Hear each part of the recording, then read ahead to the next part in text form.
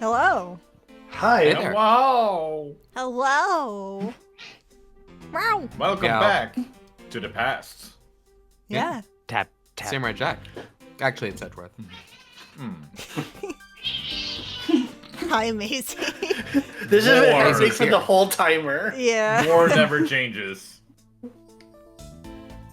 I think last we left off, Franziska was about to give her testimony on how the bodies may or may not have fallen in this specific way. No. This is not Still this is Samurai Jack.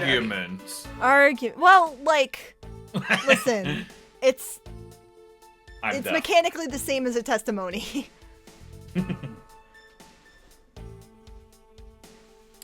Still Samurai Jack. Good one. Yeah.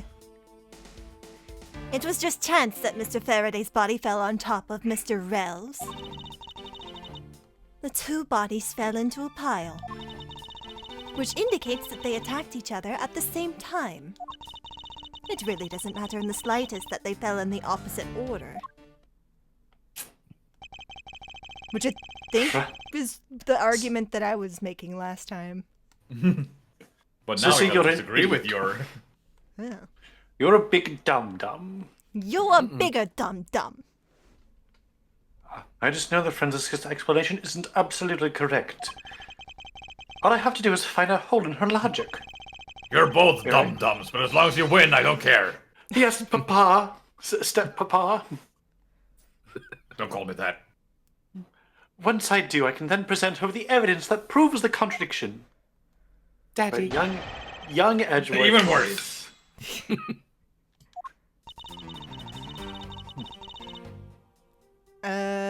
Hold on. Let me actually... I wonder where Phoenix is right now. Probably eating glass somewhere. Yeah. Yeah, he's dating Dahlia Hawthorne, Yeah. unfortunately. Yeah. Poor guy. He hasn't eaten glass yet. Not Get yet. better soon, Phoenix. I mean, spoilers for the original trilogy, I guess, but like, not even really. Yeah. It's complicated. I mean, if you're watching this, it's assumed that you know what happens in the original trilogy. Because this comes Yeah. after. The DL6 incident. Incident. I remember it like it was yesterday. As a Mackerel. refresher, we have Byrne Faraday and Mackerel. They're both dead. Faraday died to a knife stab. And Rel died to a bullet wound. And he had to have died... The gun had to have been shot more than a few yards away because there's no burn. Yeah. Thing. It's Not Makes point sense. blank, and he likely lived for a short time after. Yeah. But the Whereas- stabbing was instant death. Yeah, the stabbing was instant death. Which, opposite of how you'd think it would go, but alright. In which case, so Faraday is on the top here, and he supposedly died instantly. Whereas Rel Yes. died to the gun. He's lying on the bottom Holy here, and mackerel. should have survived. Should have gone into minutes. seminary. Then he'd be a holy mackerel. Wouldn't it be dead? About Pressing someone's testimony in order to gain some time to think. You're a real one-trick pony, aren't you? It's too bad your trick only works on fools. that wasn't my intent. I simply wish for more details on how Mr. Faraday ended up on top of Mr. Rel. Someone's impatient. I was just about to explain everything to you. So do you think you could hold on for just a minute?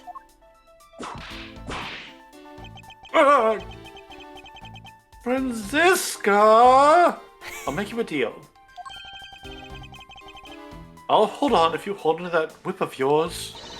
Oh, I'll hold on to it all right, as I whip you.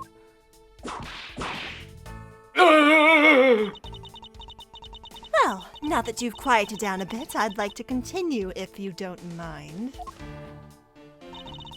I love her. Hard not to. Yeah. The two fell on top of each other. Don't you find that to be just a bit strange? Not at all. I can see it in her eyes. She's dead set against me from the bottom of her heart. Miles Edgeworth, once I'm done here, you'll see that there's nothing strange at all. Now then, the two men fell into a pile. Hold it! What do you mean by they attacked each other at the same time? I assume Mr. Faraday had the two different weapons in his hands. That smirk. He made to attack Mr. Rell while holding both the knife and the revolver. And then, after Mr. Faraday fired the gun, Mr. Rell grabbed the knife as he was falling and stabbed Mr. Faraday.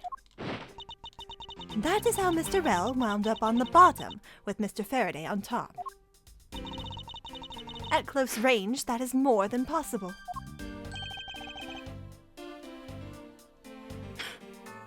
Pardon me.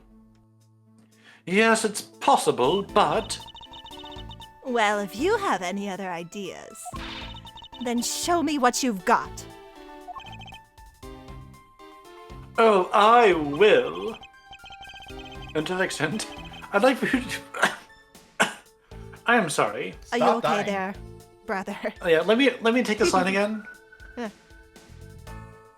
I thought I had escaped you, but you're still here. Do you hear the sirens? Mm-hmm. I Briefly. heard. Yeah. It's gone already. Okay. And to that extent, I'd like for you to append what you just said to your testimony. I don't see any point to that, but if you please. That fact indicates that they attacked each other at the same time from close range. Hold it! You're saying that they attacked each other at the same time from close range? Exactly. Mr. Faraday pointed the gun at Mr. Rell's chest and pulled the trigger. Mr. Rell then took the knife from Mr. Faraday and stabbed him before he fell unconscious. The dead Mr. Faraday instantly fell on top of Mr. Rell from the stabbing, pinning Mr. Rell under him, where he died shortly thereafter. And that's how they ended up on top of each other, with no contradictions to be seen.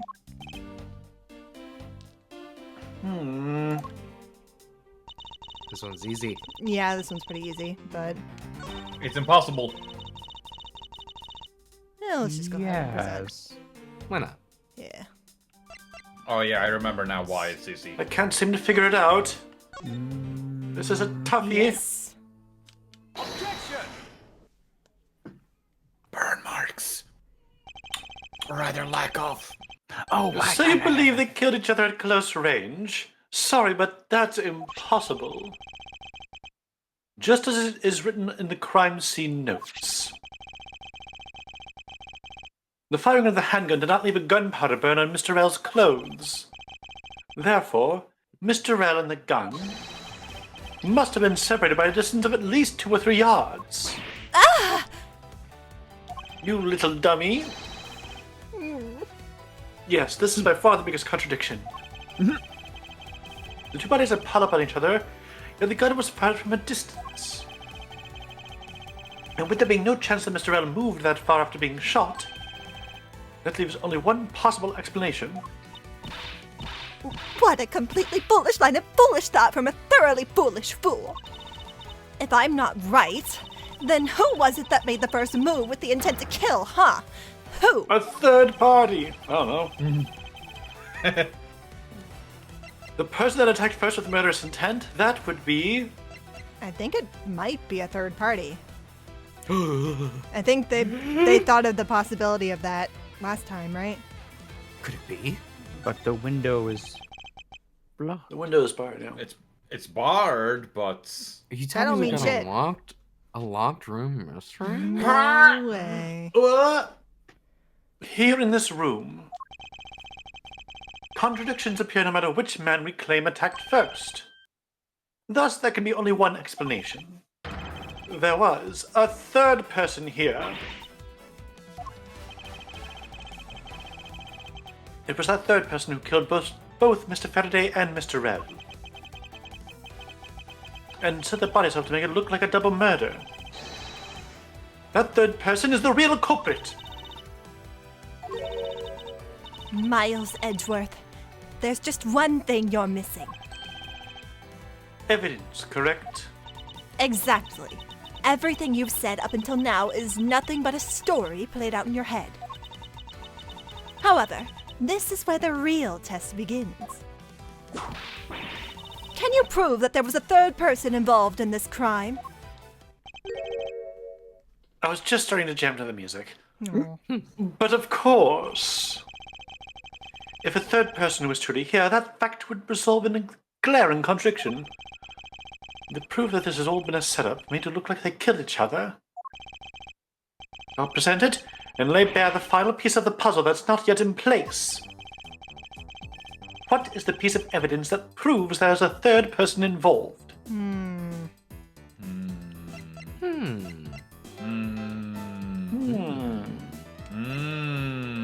The badge. The badge. The badge. It was I! Is it the fact that, was it Faraday who was left-handed and yet was holding the gun in his right hand? Maybe. I believe you are right that it was Faraday. Yes. Yeah. Yeah, you can see on the picture on the left that Faraday's right-handed. Yeah. Present. Oh, wait, where are the notes? Not right-handed, but Yeah.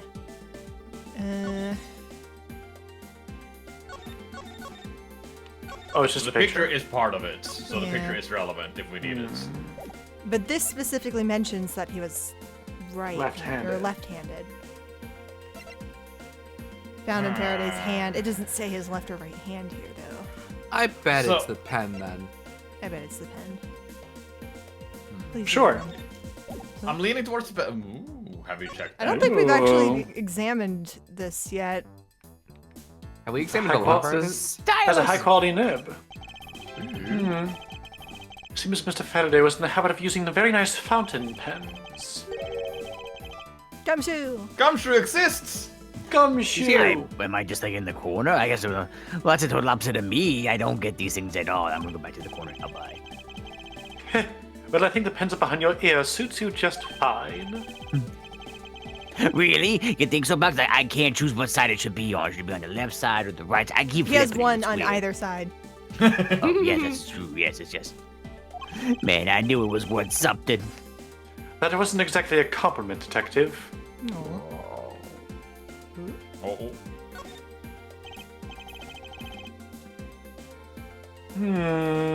This looks like a quality nib.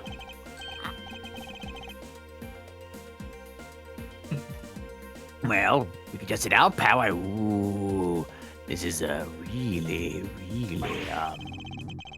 I gotta go over.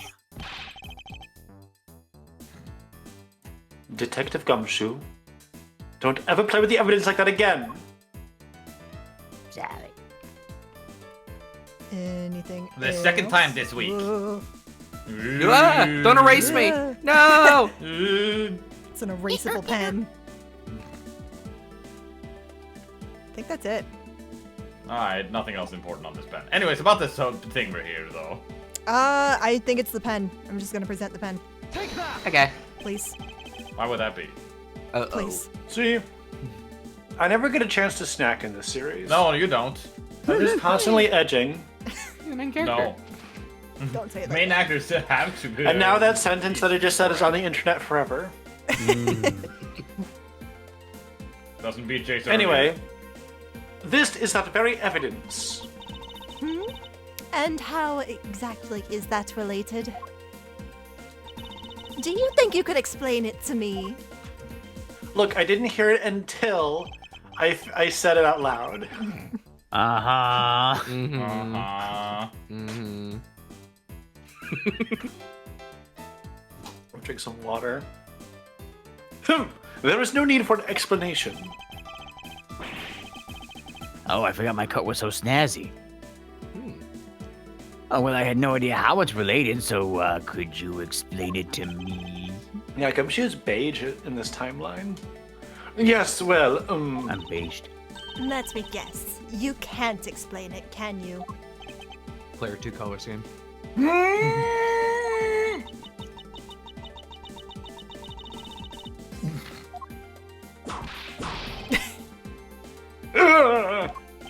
Ow. Zissy, that hurt. Good. It would appear that I was wrong. Dang it. But there's definitely a contradiction here. And it should resolve itself if there was truly a third person here. I just need to go over the evidence and my thoughts once again. Proves a third person was involved. We only have one page of evidence, right? Yes. Can we look at this bag again? Oh, I guess I didn't. Oh, no, I did. Examine Oh, this. you did. You did. I don't think it has anything. Well, unless if there was something in this bag and they took it, a third party. Maybe. I think maybe that could be That the could be it. implication. But it didn't make a big Has deal about Faraday's- this being empty. It says it has Faraday's blood on it. Okay. Yeah. I don't see how that would prove our point. No. Just recapping. Yeah.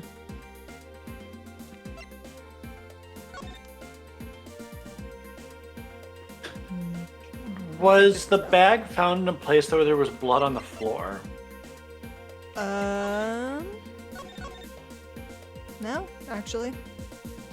So the bag was moved at some point.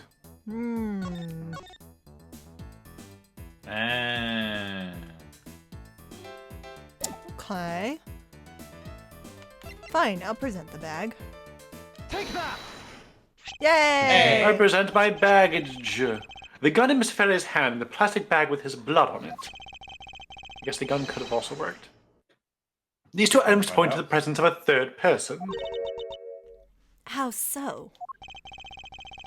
Recall Detective Gumshoe's testimony. Well, I was in the hallway the whole time, but I didn't hear a single peep of a struggle.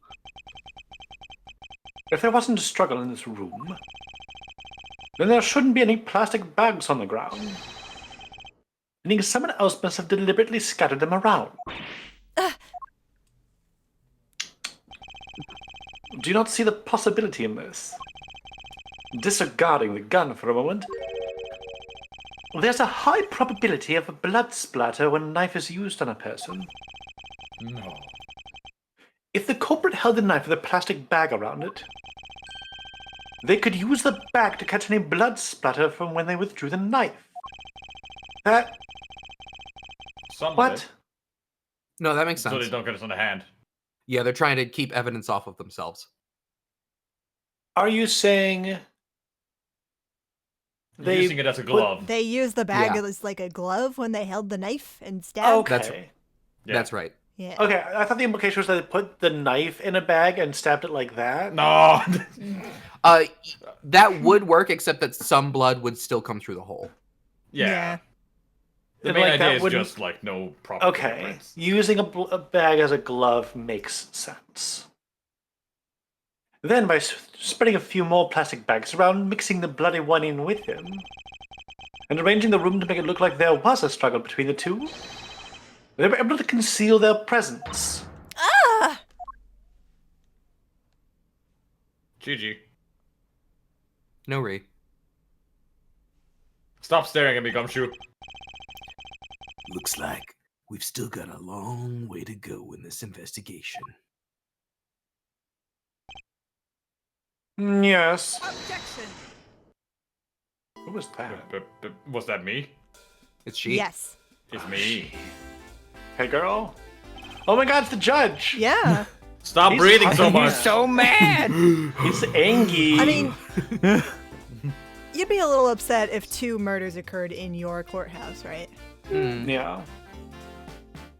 what the heck's up with you, pal? Mr. Bad, I advise you to place Detective Gumshoe under arrest. Wait! What's the meaning of this? Looks like you're not man enough to discipline your own subordinates. Don't you dare. That detective claims he was there, standing in front of the door the entire time. But I have it on good authority that it was all a giant lie. Damn, Gumshoe.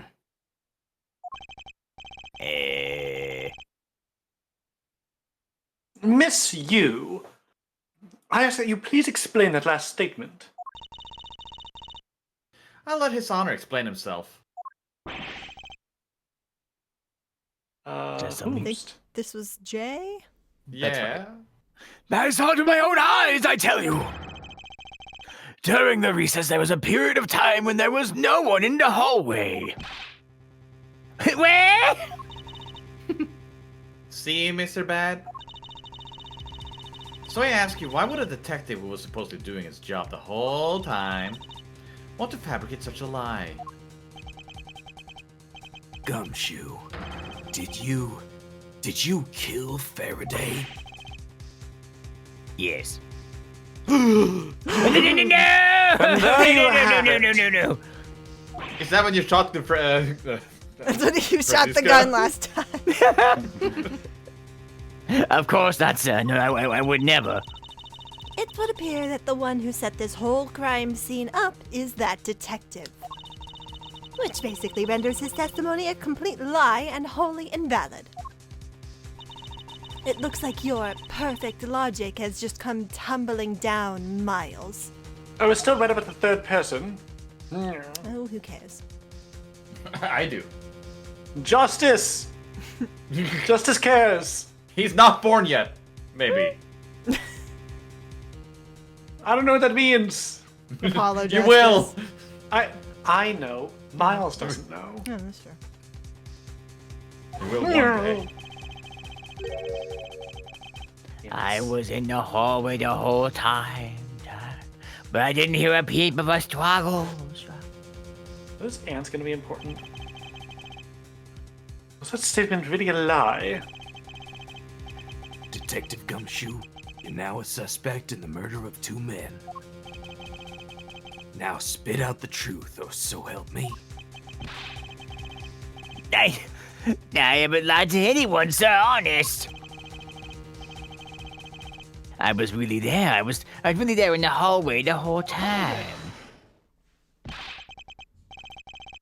Detective Bad, I ask that you please do not act without my permission.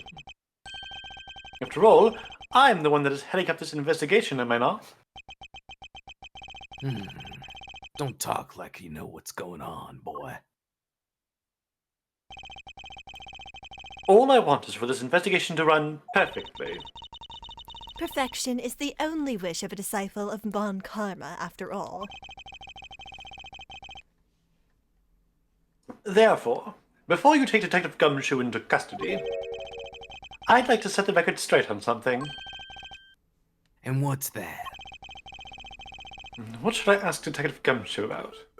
Motive for the murders. Why you kill people? State of the hallway. Were there ants in the hallway, Gumshoe? We couldn't even examine the ants. I don't think I'm they're honestly curious about the state of the hallway, but it would be funny to say, why did you do it, Gumshoe? Yeah, let's do the state of the hallway. Detective Gumshoe, I take it that no one else was in the hallway at any time, correct? Yeah, no, of course not, pal. You're being awfully defensive. Might you be hiding something from me? No. Watch your mouth, pal. You can't go around saying stuff like that about me without any evidence. I suppose you're right. I have no evidence at this point. Miles Shut Edgeworth, how can you be losing a battle of wits with this detective? You're a disgrace! Oh, yeah. Maybe I should ask you something else. No. Want you to ask don't- you maybe you... It only hurt you physically, but not your reputation. Therefore, we're fine. Detective Gumshoe, why were you missing from the hallway for a span of time? Look, pal, like I said, I was there the whole time, okay? Oh, Uh, But there is testimony against you of that. Objection! Miles Edgeworth, why are you wasting our time with a completely useless question? The only logical reason as to why he was absent is that he was busy committing the crime. Anyone who says otherwise is a fool. Maybe I should ask about something else. We have to ask him why he did it. Why you do it? Why did you do it? Why would you do it? I suppose the one thing I'd like clarified is this butter. Is Detective Gumshoe's motive for committing this crime? So I clarified butter's delicious. Motive, huh? Gumshoe, you got a grudge against Faraday or anything? No, sir, not me. Not a single bad thing against Mr. Faraday, sir. No, not a single thing. Is that a fact? Please don't mirror me. Objection! You really have a problem with lying, don't you, Detective Gumshoe? I'm telling you, I'm not lying. The more unnatural you act, the more suspicious you become, you know. If you want motive, Edgeworth, I have one for you right here. Could you please share it with us? Only if you stop snacking. However, I will not, because delicious snack ooze from the vending machine outside. Is that a Swiss roll, pal? Oh no, I spilled some on the crime scene. Roll. No! Do you have a crisp $1 bill and 6 more? However, be forewarned that I won't hesitate to object to flights of fancy. Because all I'm interested in is the perfect explanation. You're serious, aren't you? Fine. You amuse me, so I'll humor you with a little courtroom practice. Ooh. It was about a week ago. I saw the detective get chewed out by a livid Faraday in front of the precinct. He stood there super pale as Mr. Faraday yelled, "That's a salary cut for you, you nitwit!" A brand new detective suddenly getting his salary cut. That's reason enough for a grudge. Well, how's that for a perfect explanation?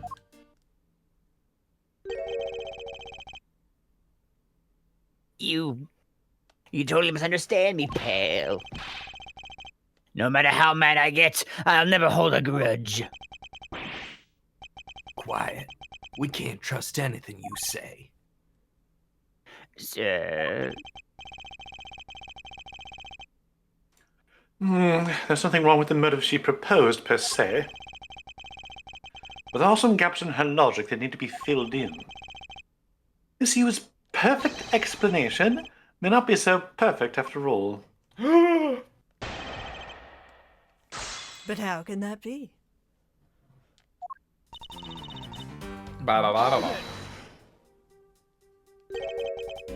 A week ago? Then you and Detective Gumshoe are acquaintances. No way. I only met him in person today. Then how did you know about Detective Gumshoe? Oh, I've seen him around before. That's it. End statement. I know not to say too much. Mr. Faraday was upset. Yeah, you know what else?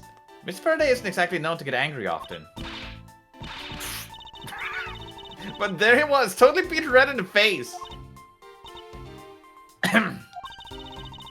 And the offending detective just stood there, pale as a ghost, like he was about to die. Just like the face he's making now, right? I'm completely innocent, I tell you. Come on. Please stop laughing at me. The poor man.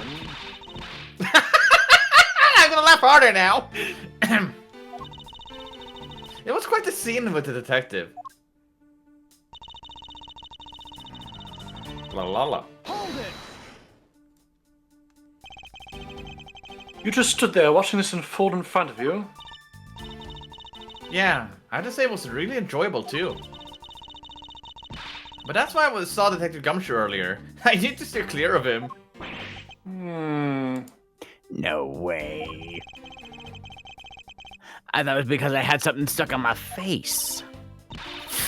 But you do! What have I got stuck on my face? Let's start with your eyes, nose, mouth. Oh, and those ridiculous eyebrows. Yeah. Good use of fright. A little bit.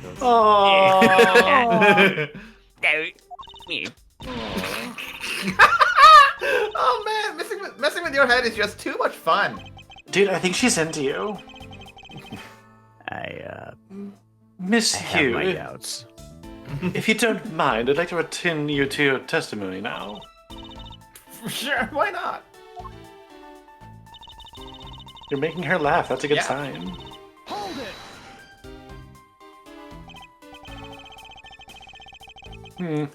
To cut a new detective's salary right off the bat like that. I'm really familiar with the way you guys relate, but is that common practice? Speaking of cutting my salary, didn't you threaten me to do that or do that to me earlier too? I suppose I did. It's only natural to cut a worthless detective's salary down to their actual worth. My father can even fire anyone, new or old, with a snap of his fingers. My Do you think maybe that's the reason enough for you detectives to hate you people? Well, I guess they really shouldn't cut people's pay. Detective Bad?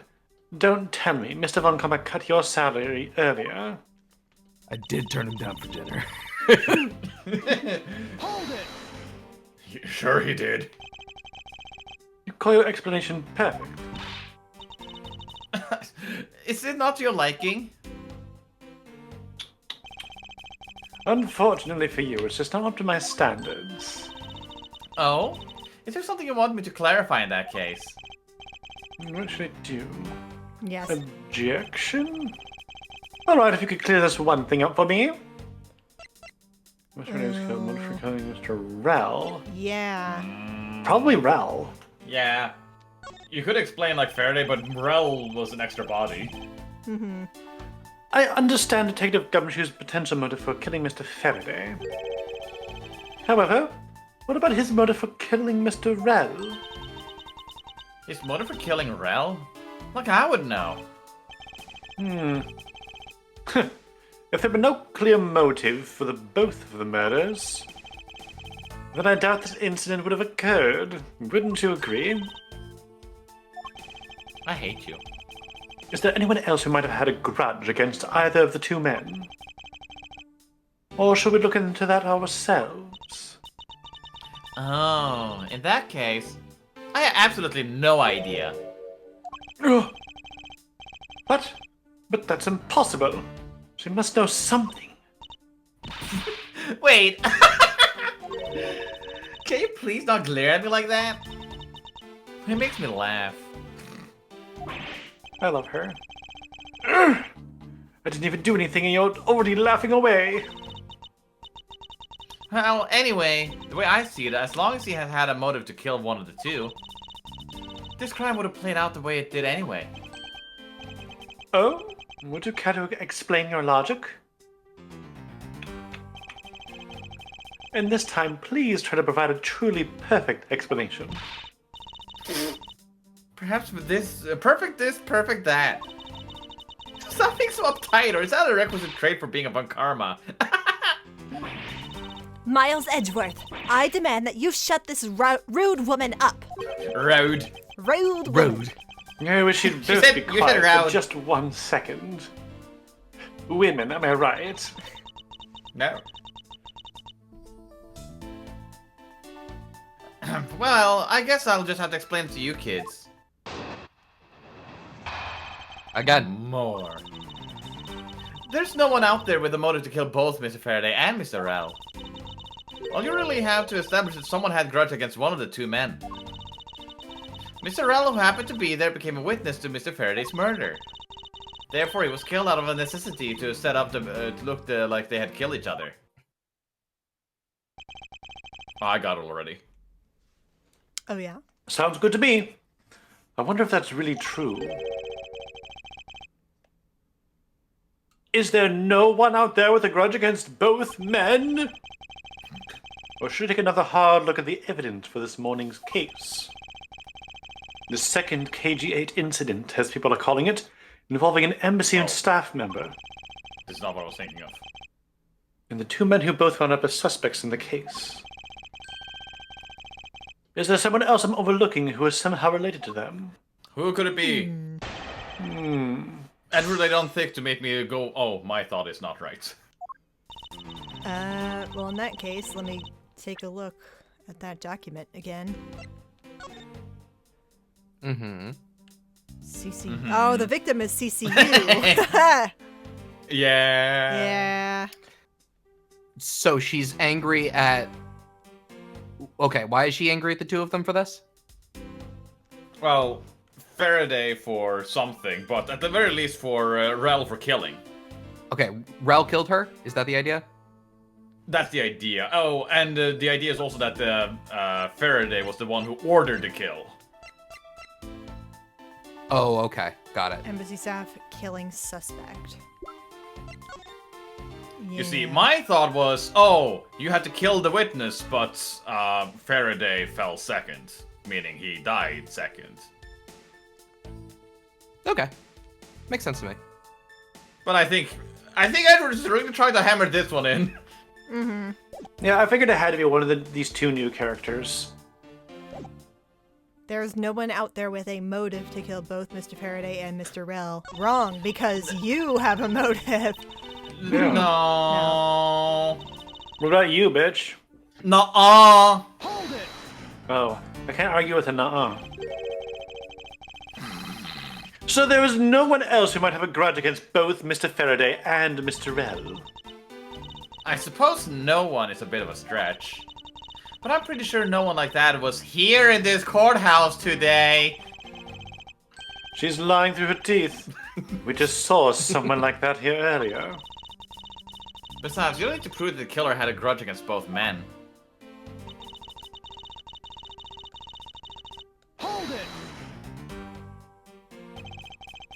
Someone with a grudge against one of the men.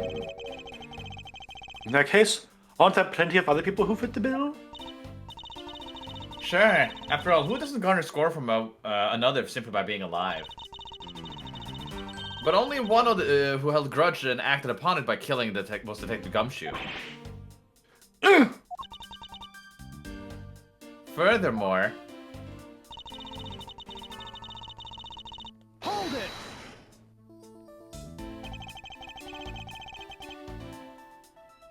So you're saying that he was basically silenced? Aren't you glad you managed to avoid the same fate, Your Honor? Why, if you had been the one to witness the blood-covered detective...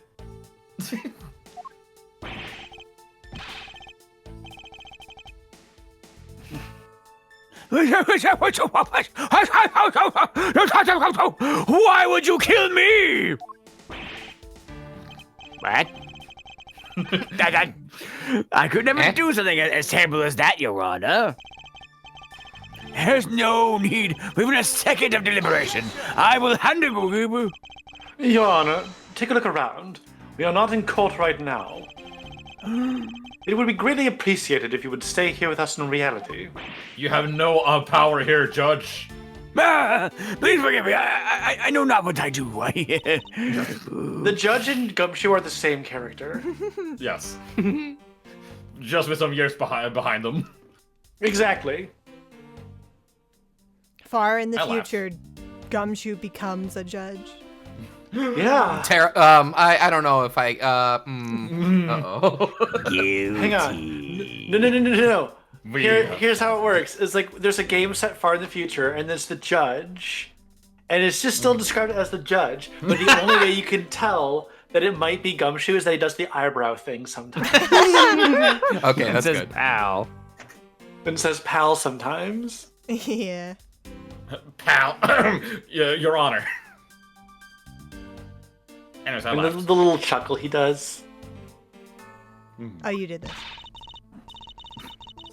And you there, Miss Yu. Hurry up and continue with your testimony. If you fail to do so, I will whip you into shape. That's nice. Sounds kind of fun, actually. Oh. Anyway, Detective Gumshoe, I have to erase the witness, Mr. L. Blah, blah, blah, blah.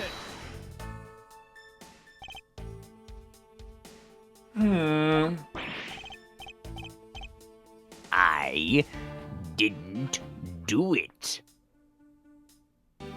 Pal. No hard feelings, but I don't think we can take the word of a criminal seriously. But I can't even begin to think of ways to set up a crime scene. I suppose you do lack the necessary tactical mind required to do such a thing. Why'd you have to kick a man when he's down, pal? She's helping. You should put yourself down, Detective. You're a big boy. I bet you thought it up all by yourself, right? Yeah, that's right. And I worked real hard at it, too. Gumshoe, shut up. Book of I boys. did the whole thing. I think this proves one thing about the detective. He has the mental acuity of a worm. Which you love. I have to admit, her explanation makes sense. I would still love you if you were a worm. Aw. However, there's a thing she overlooked in her testimony. I should present that piece of evidence and see if I can't make her see the truth.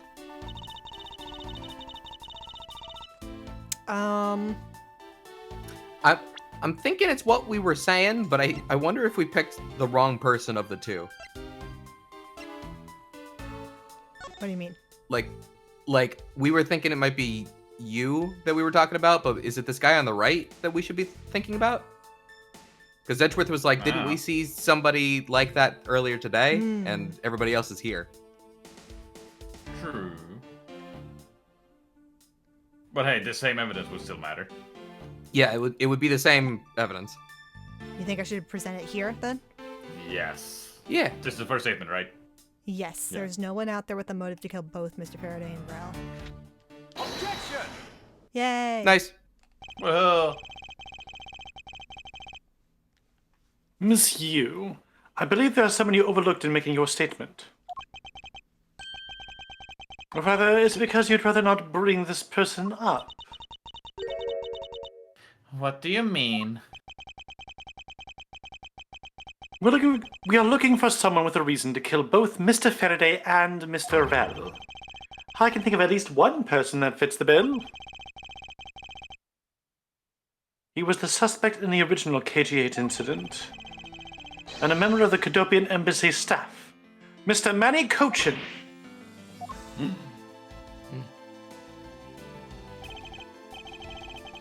That's right. The very man who came to you to visit you earlier out in the hallway.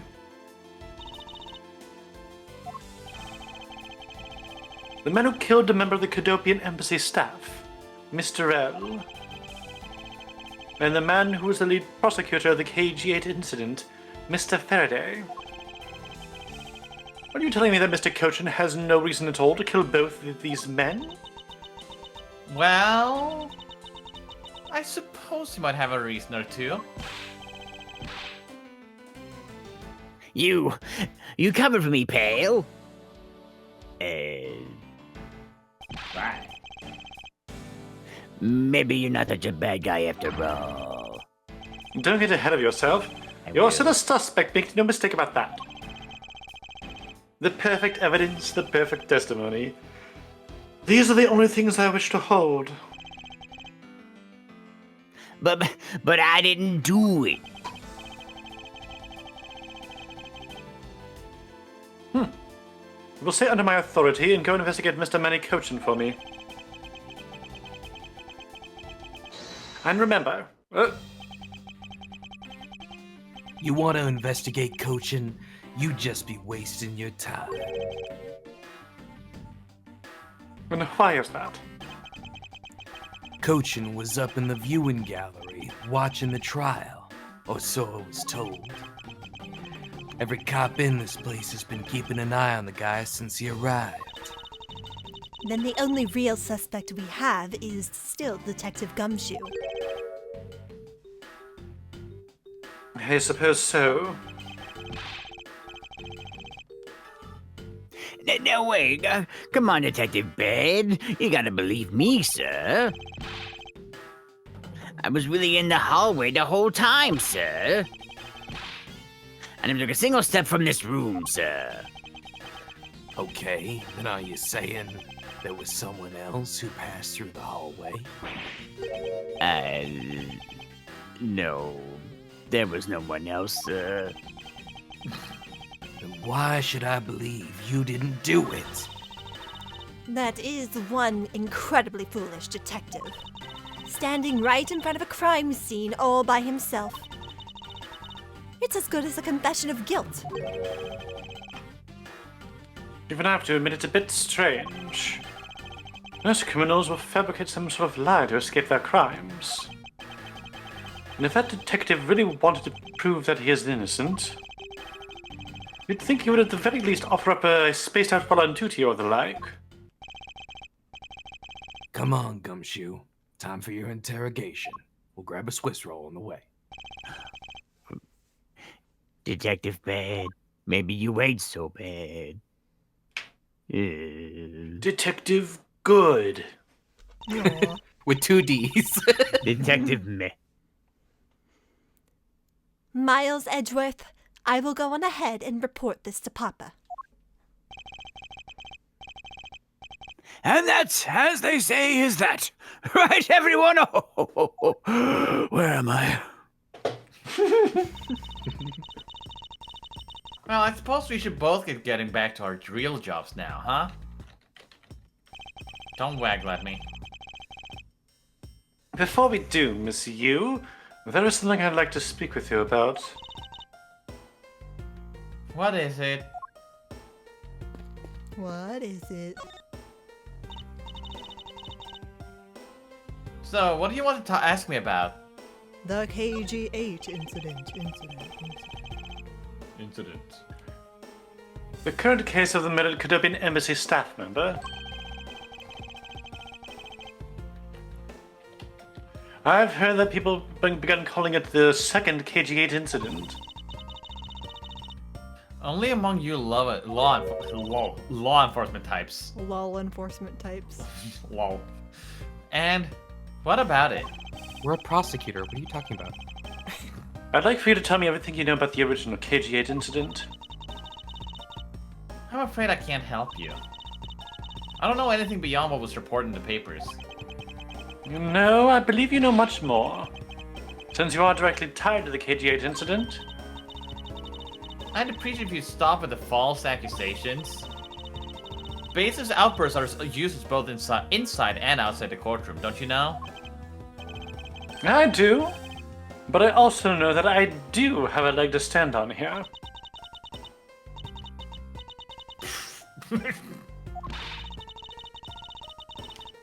Think you can stop making that ultra-serious face in front of me? If you could please stop laughing for just 1 second. No. I'm not going to make any headway like this. I'm just going to have to show her exactly how related to the KG8 incident she is. Present the document. Your own dang face. The bat! Miss Yu. I believe that I have proof of your connection to the KG8 incident. That finally is your proof? Very well then. Why don't you tell me exactly how I'm related to KG8 incidents? Through the victim. Your connection to the KG8 incident is through the victim. The victim's name is CCU. You'll note that she has the same last name as you. You.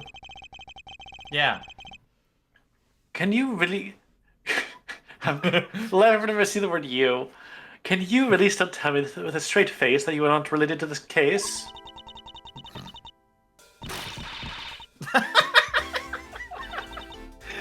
Sorry, but we're not related. Just kidding.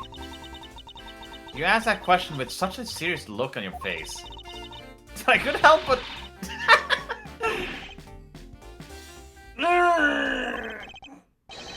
Ms. Yu, I ask that you please tell me the truth.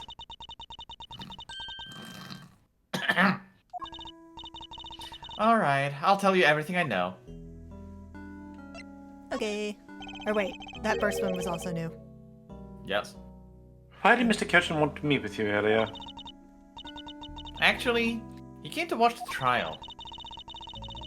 Apparently he only found out that I was the defense lawyer on this case after he'd arrived. He figured he'd say hi, and one other thing.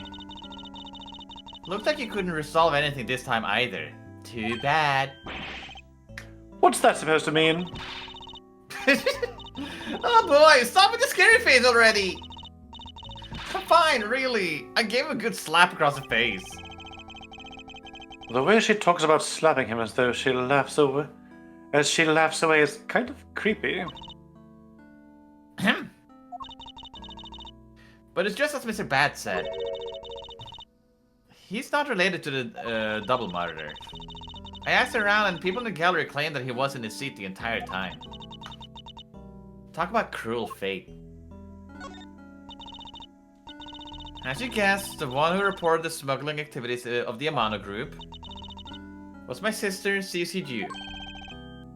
As I thought. And she was killed right before she was to testify at the impeding trial. By Manny Cochin. Because he tried once and was acquitted, he gets to live out the rest of his cushy life completely carefree. All because of a lack of evidence. No, I heard the evidence to convict him did exist. What? I heard it from Mr. Faraday himself after Mr. Cochin's trial was over. Apparently, a man in black made it off with the most important piece of evidence. Then the evidence had been tampered with. Isn't it just like a criminal to do something like that? The smuggling ring being run out by the Amano group by one of his secretaries. They bailed Mr. Cochin out. Turns out they were in league with each other all along. How big was that smuggling ring? Was it a large operation? I don't really know. Which is why I wanted to become the lead defense. On this case that people are calling the second KG8 incident. But I haven't learned anything new at all. I was probably expecting too much, I know. You mean, you think this case has nothing to do with the smuggling ring? I don't know what to think.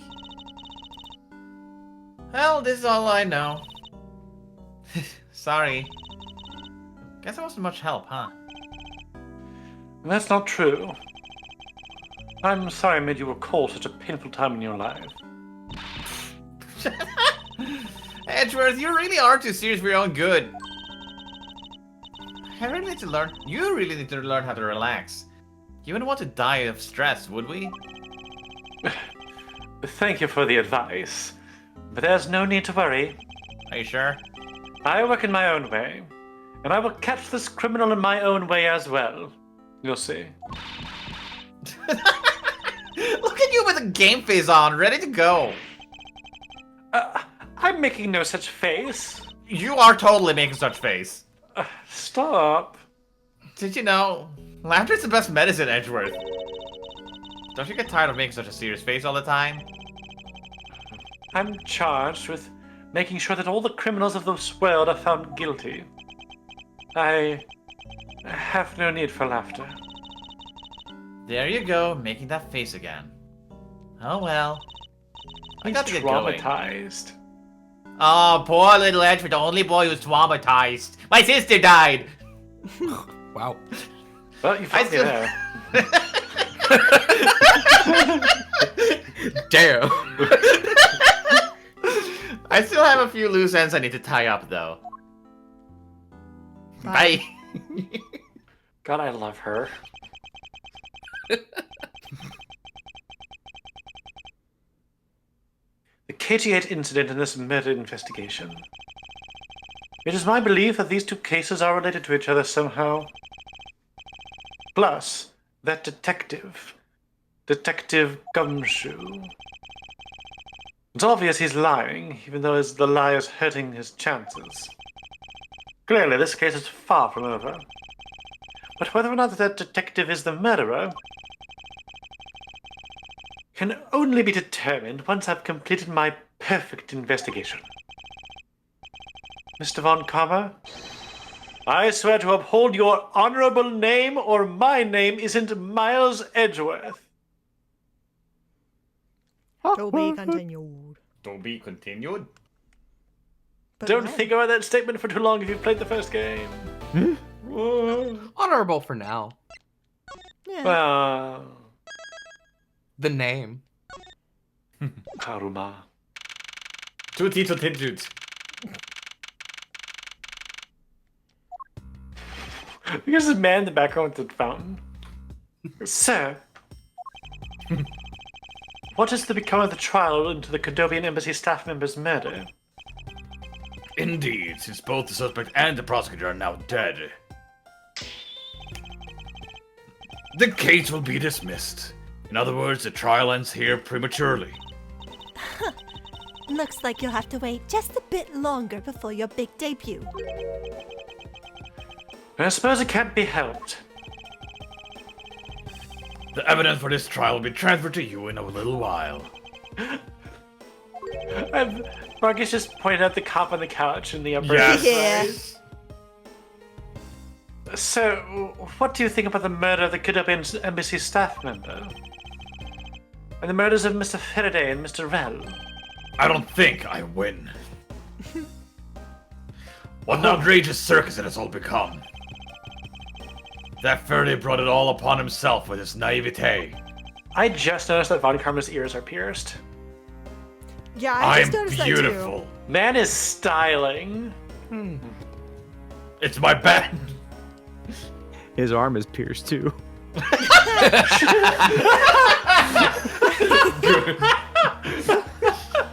God damn it. Good one, Jay.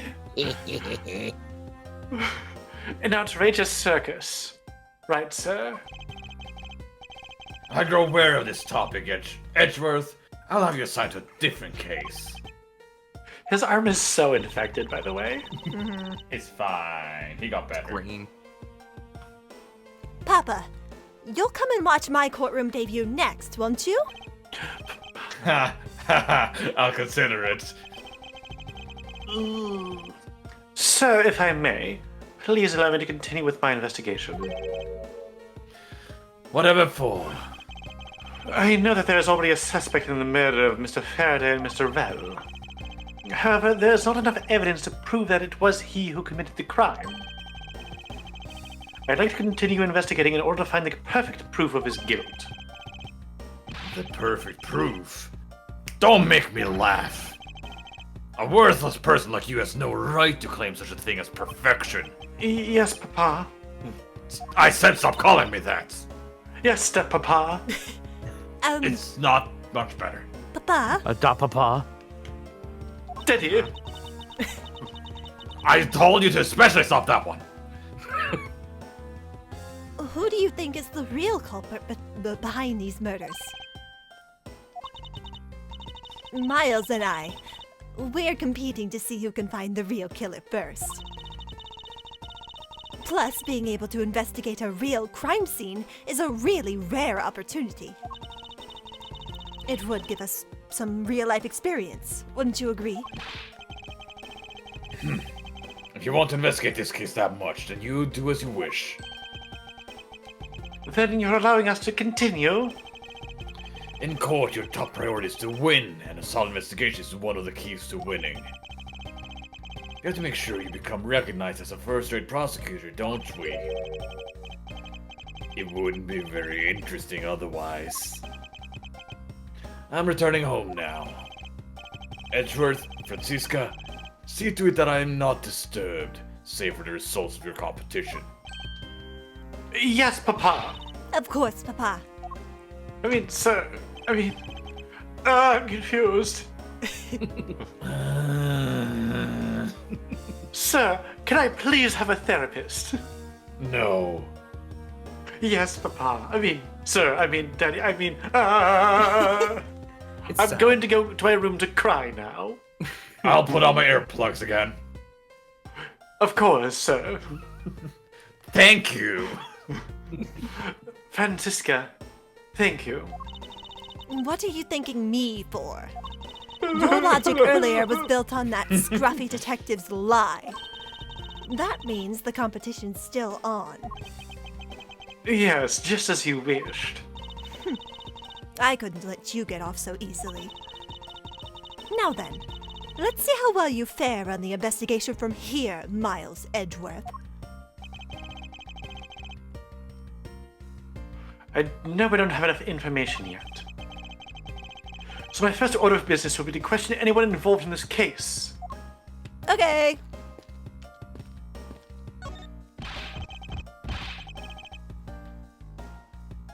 It wasn't me. I tell you, I didn't do anything wrong. Yes, I understand. So let's just calm down, okay, buddy? I doubt I get anything useful from the detective while he's this agitated. I'm not agitated. What about the other police officers? Yeah, let's talk to the Keystone cops over here. Yeah.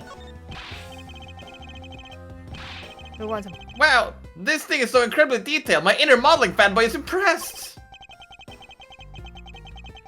I'm not particularly a fan of plastic models per se, Yet. but even I can sense the superb quality of this model. I simply cannot comprehend how that man can feel so much love for such a trifle. Oh, I see. You're a disciple of my father. So you would do well to guard yourself against an interest in such unproductive things. Yeah, yes. Do do do do do do do do. Yes, perhaps I should take up whipping people like the young lady over here.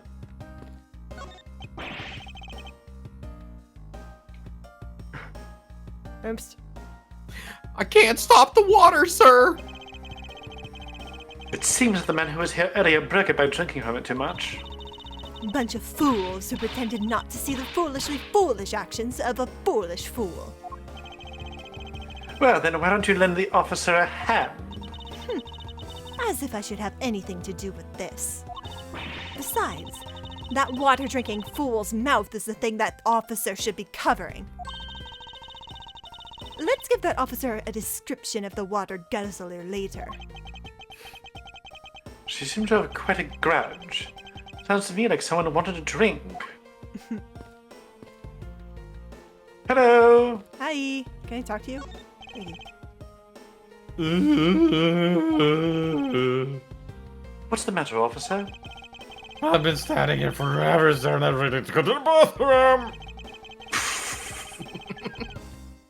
Why don't you just make a quick trip? The nearest one isn't that far, is it? Oh, it's a short way down the hall beyond these doors, but I don't want to be blamed for anything that might happen while I'm gone. So I'm gonna hold it. Hold it! Perhaps Detective Gumshoe can be a positive influence on the force after all.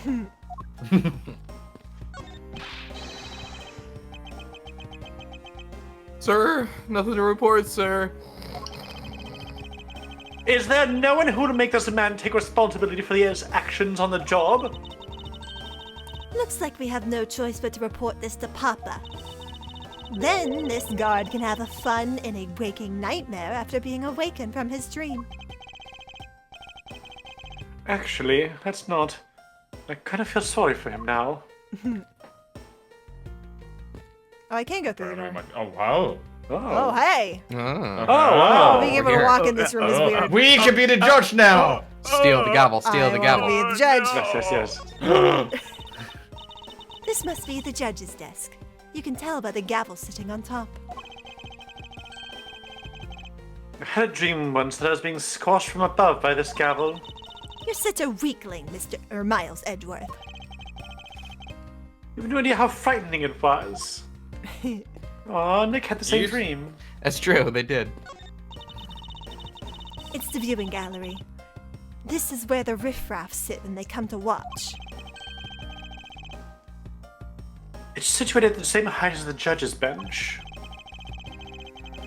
I wonder if that's to represent the intense scrutiny of each and every case from all sides. Miles Edgeworth, are you or are you not man enough to stand up to all those eyes?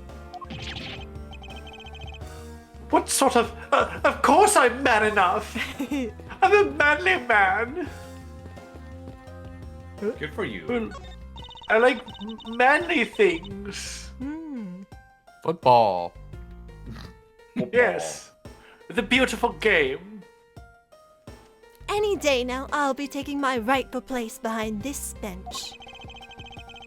By that time I should already be standing here. It'd be downright disgraceful if I beat you to it, wouldn't it? If that were to happen, Francisco, I'll eat my cravat.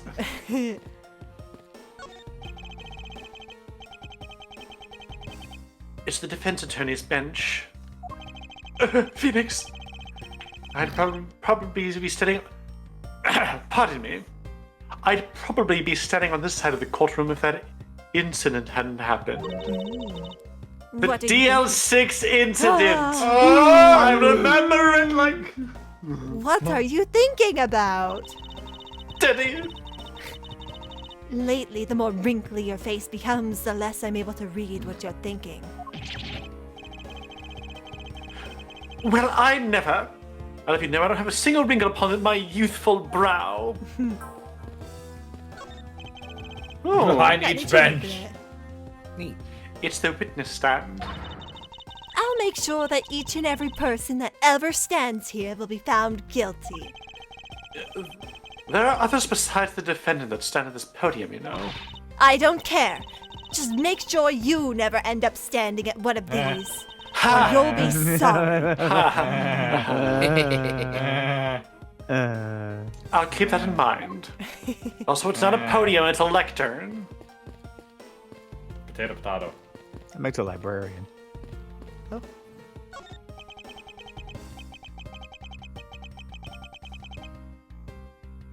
The judge's chair. It must be wonderful to be able to sit the whole time. Yes, as opposed to us prosecutors and defense attorneys who have to stand. I think it'd be only fair if the judge had to stand the whole time, too. His Honor is an old man. He should be afforded some comforts. Fine, he can enjoy his chair, but he'll share our pain through my lashes. I fear for the judge if Francisco were to ever become a real prosecutor. Who sits at that table? Is that like... Is that where the bailiff sits, maybe? The bailiffs don't sit. They gotta move. Yeah, okay. Maybe the defendant? Maybe the defendant. Okay, yeah. So nothing else is in Because this they don't have room? juries. Lore. Oh, well. Just lore. Oh, court reporter, stenographer, maybe. Talk to you. Could be Why? the stenographer. Miss Yu. Oh, it's you, Edgeworth. And who are you? Wait, you were at the crime scene just now, weren't you?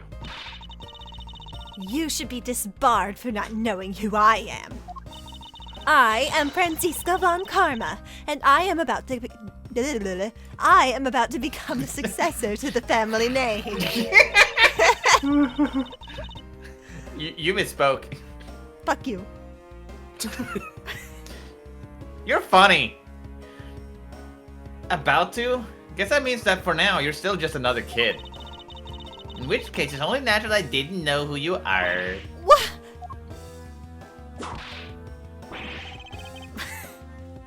Why are you whipping me?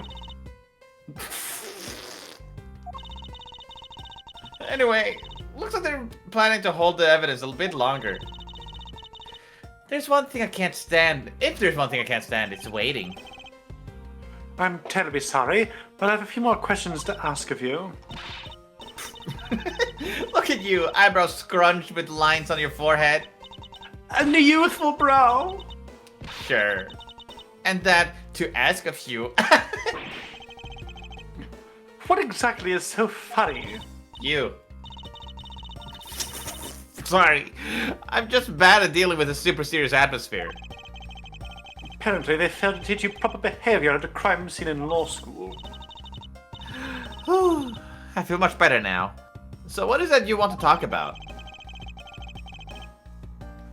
I'd like to inquire as to where you were at the time of the murder. We were... Oh, No, we were in the defendant lobby number 1 the whole time, up to until we heard the gunshot. And by we, I mean Mr. Bad. If you don't believe me, feel free to ask him yourself. you were with Detective Bad. Why? Nothing you should worry about. We had a little something to discuss, that's all. I don't understand. Don't worry about it. You'll understand when you're older. Francisca, what's she talking about? I don't know. Gumshoe, what's she talking about? I don't know. Daddy! No! Oh, God. Bad comes over and he's like, Well, let me explain. I had to give him the talk. Oh. You probably hired someone to do it. Let's be real here. So I take it that you are acquaintances with Detective Bad. Yeah, he was the detective in charge of the KG8 incident. Detective Bad is also related to that incident? That's right. He was the one who was supposed to protect my sister, Cece. But you know how that turned out, don't you, Mr. Edgeworth? Miles Edgeworth, I have no idea what you two are talking about. I've heard of the KG8 incident from my papa. But how does that case relate to you, Miss Yu? Ja, meine Papa. The victim of that case, CCU, was my little sister. Have we heard this lady's first name? I don't think so.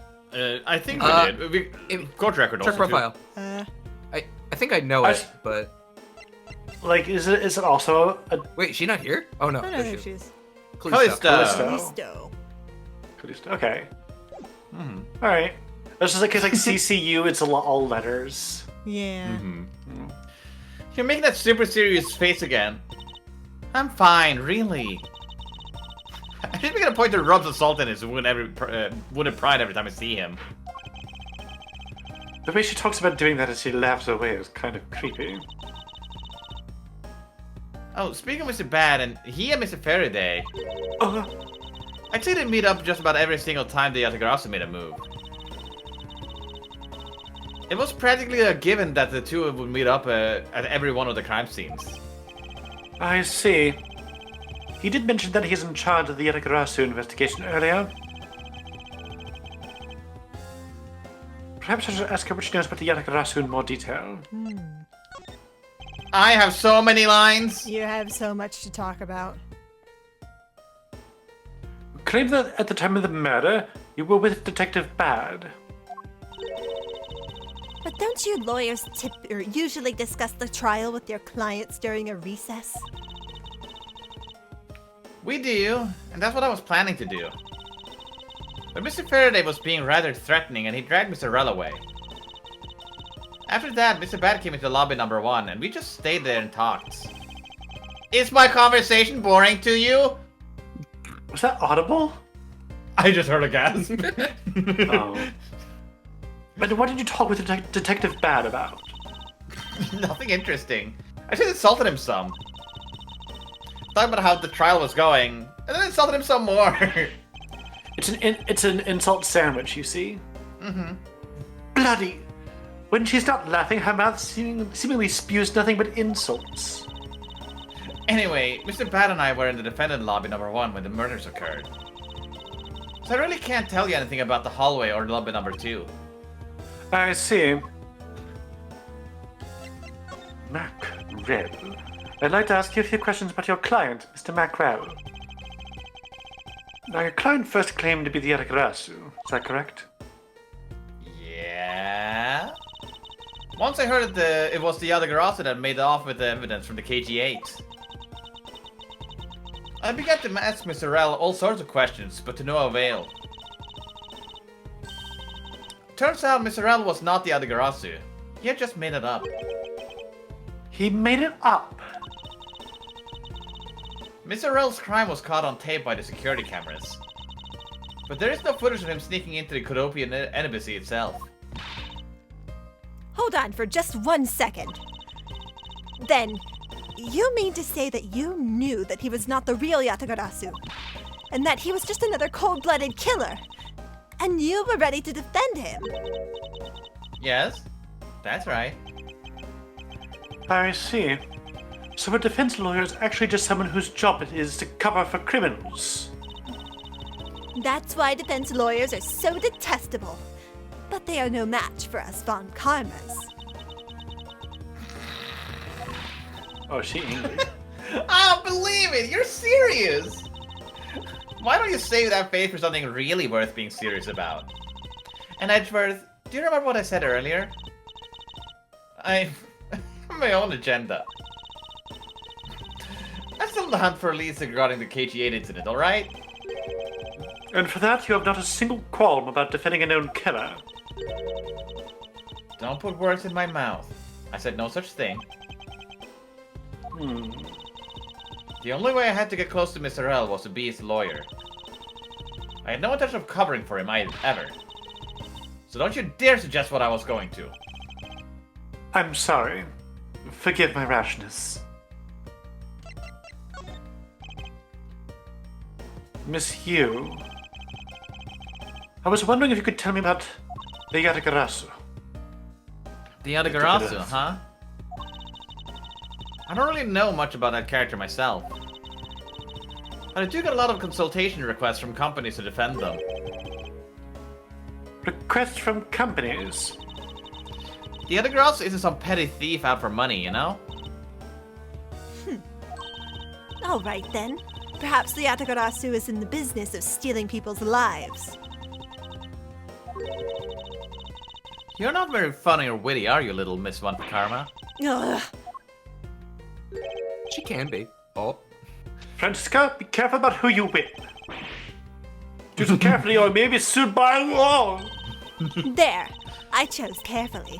Just like you wanted. I lied, you're funny!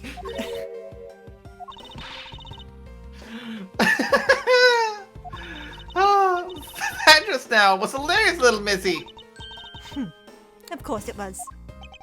They're getting along. What is wrong with these two women? Why does my pain give them delight? It is funny, though. And, so, in the end, what is the Yatagarasu?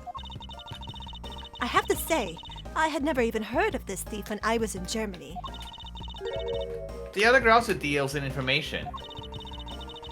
Namely digging up dirt about backroom dealings and the like of companies. The Yatagarasu is a vigilante who steals such info and then makes it public for all to see. Vigilante or not, this person sounds like just another criminal to me. I suppose you could put it that way, too. But either way, I get a lot more clients now thanks to that thief. It sounds like Missy Yu is profiting nicely. Money. I suppose I've gotten all I can out of Missy Yu. I should move on and speak with Detective Gumshoe now. Okay. I can eat my gummies. And I can eat my shoeies. Wait. Detective? Me and myself just in time with the sneeze. Yeah. It would have been loud. Detective Gumshoe. Oh, hey, it's you, pal. You're here. As am I. I'm so excited. I just can't hide it. No. I don't think you needed to whip him to let him know that. I didn't do it, pal. I swear on my honor as a detective, I really didn't do it. Your words are useless. I place my trust only in the evidence, detective. Once the investigation is fully over, and should we find out that you are the killer, there will be no mercy to be had for you. Have a heart, pal. But you're not worried, right? No. After all, you have nothing to worry about if you really are innocent, that is. Oh, well, that's right. Hey, pal, go and do your private investigation and get the real killer for me, will you?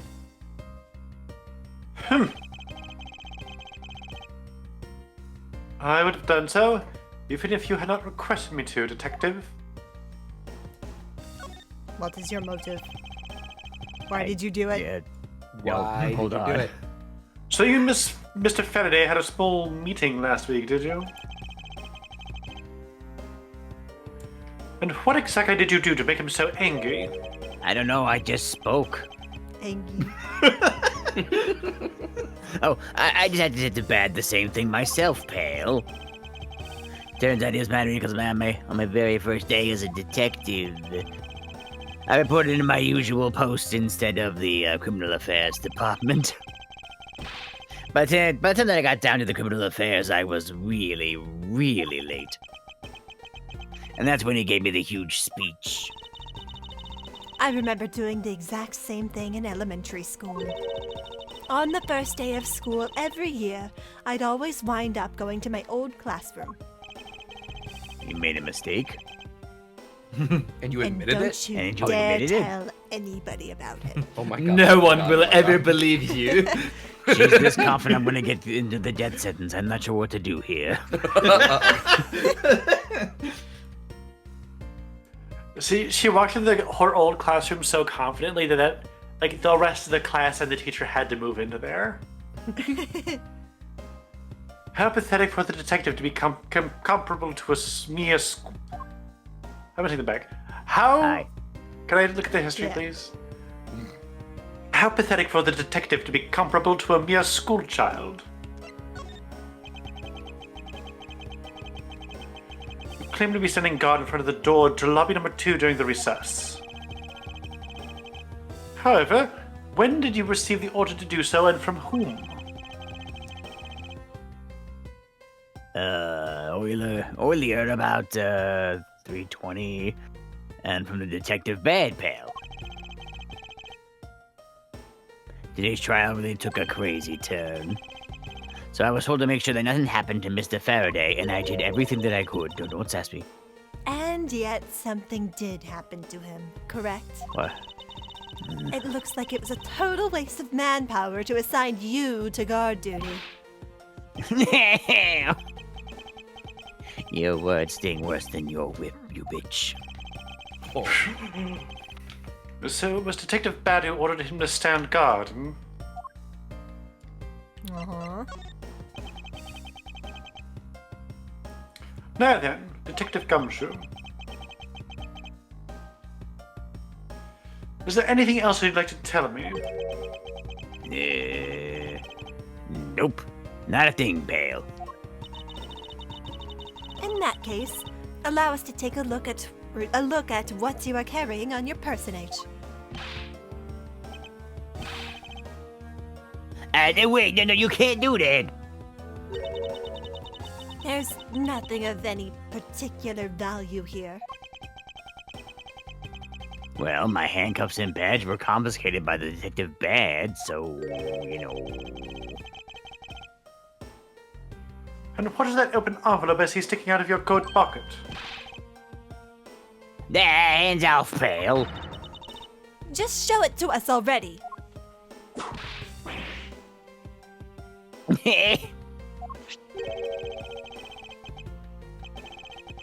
Annual bonus check within $5 total. Except there is no check inside. Well, you had your look. I'll give it back, pal. It's my first bonus as a brand new detective. I just got it and cashed it today. I literally had no cash on me until I did, you know. And wouldn't you know, I was $1 short of a Swiss roll. No. You poor guy. So the envelope was really special to me. Now give it back! You don't need rubbish like this. Don't worry, we'll throw it away for you later. How could you? Okay. The fact that he had no cash is irrelevant. I guess so. Because he couldn't buy the Swiss roll. I'm sorry, but I need to take him in for questioning now. I think I've asked him just about everything I needed to. No, wait. more badge. Since he became a suspect, there is one piece of evidence I should reconfirm. Officer, I ask that you wait a second. I still have one thing I'd like to reconfirm with Detective Gumshoe. Understood, but please make it brief, sir. Boop, boop, boop. I want to hear it from the horse's mouth. I must confirm whether or not his testimony about when the crime occurred is the truth. Yeah. I saw that. Oops. Badge? No. Badge? Oh yeah, you're so right. Eh. Badge. Badge. You gotta hit the present button when you're Yeah, talking you're about it. Yeah. Badge. Badge. No! I'd like to ask you a little about this. I'm not saying a peep, pal, because I'm not the killer, okay? You must understand. I wasn't going to ask you about that. All I ever wanted to do was to become a detective, pal, so I never want to be a killer. Seems doesn't want to talk about anything about unrelated to his predicament. Dang it. What are we supposed to be asking him right now? Oh, I know. What? Do you... That? This? Ah, that makes Oh, sense. that His he didn't have testimony. anything. Yeah. Oh, yeah. You told me earlier that you heard no sound other than the gunshot out in the hallway. Is that correct? No. Oh, no mistake about it, pal. And you were also claiming that no one passed through the hallway earlier. Is that also correct? Yep, not even a single ant passed through this hall while I was on duty. Gumshoe. Not a Gumshoe? single ant.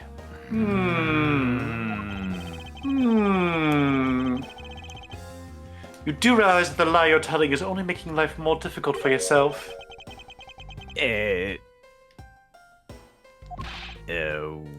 Oh, but it's true. They only stay by the window. I didn't see anyone go through the hallway, and I didn't hear anything else, pal. I bet the killer found a way to kill those two guys. Oh, that's beyond what I even imagined. So he intends to continue telling this ridiculous lie. But why would he do so given the situation he's in? I believe a thorough investigation of the hallway in front of the defendant lobbies is in order. Ant. Oh.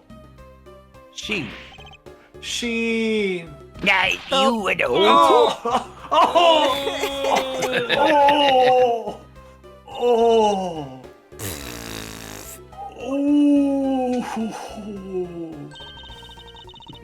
How could you have not noticed that was coming?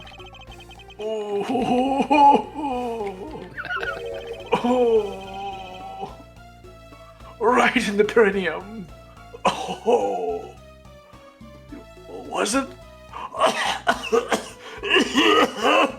Stop Was dying. it that the child had changed money for earlier? How hard did she kick you?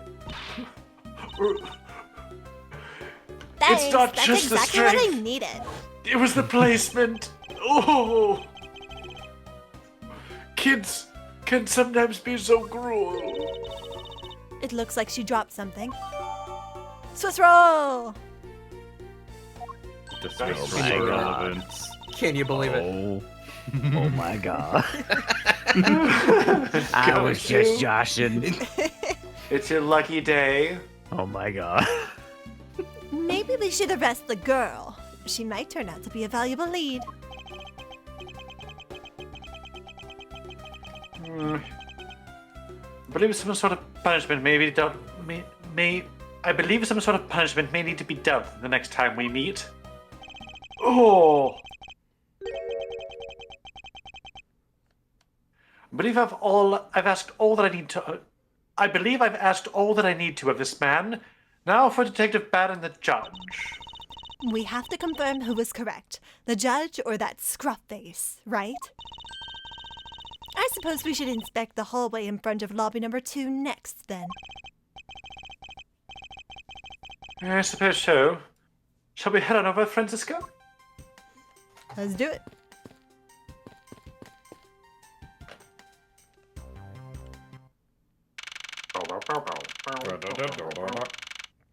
It is September. Soon will be March. Did you see anything else? No, I don't think so. I see. Well, thanks for your cooperation. Oh, it's nothing. Just doing my duty as a defender of the law. That'll be all for now. I'll ask again if I have any other questions. I'm either shorter than I thought or you're bigger than I thought. It's probably... Well, actually, I think you're rather tall, but, you know, I'm tall, too. Oh. Well, anytime, detective. Now, if you'll excuse me, I have a few loose ends I'd like to tie up.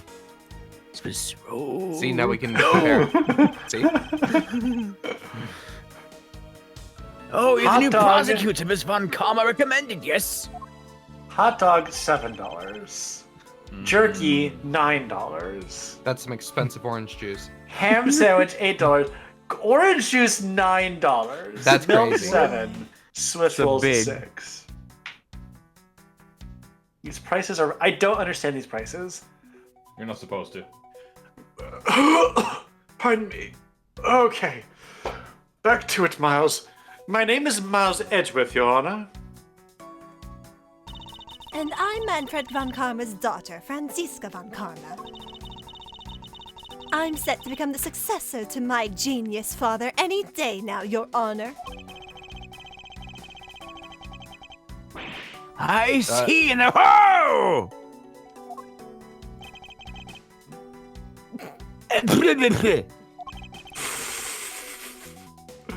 Okay.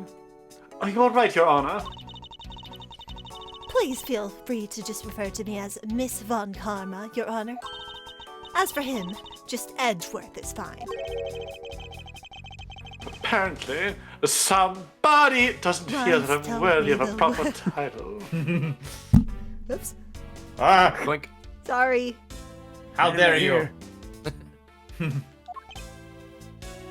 Oh! Well, very well, then I shall call you Miss Von Karma and Mr. Prosecutor Edgeworth. Your Honor, Mr. Edgeworth is fine, sir. Now, about your earlier testimony. Yes? What's about it, Mr. Edgeworth? I would like to ask you a few questions about what exactly you saw. All right. After all, it's my duty to clarify my testimony as a defender of the law. I greatly appreciate your cooperation, Your Honor. Good. Now, the first thing I would need to do is figure out the detective's exact movements. I almost said motivations, but it's movements. Hallway. Alright. Can I have my Swiss roll now? No. No. No signs that this fire extinguisher was used in the crime. If you could already tell from a distance, why are you wasting your time examining it?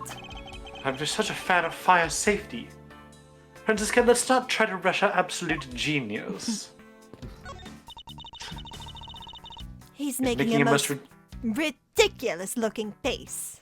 That's what you Just sound your like. face. That may be, but at least he doesn't look like someone who would tell a lie on purpose. I suppose, but to Yvonne Karma, evidence is the only thing that carries any weight. Of course. At any rate, this poster seems to be of no use to us right now.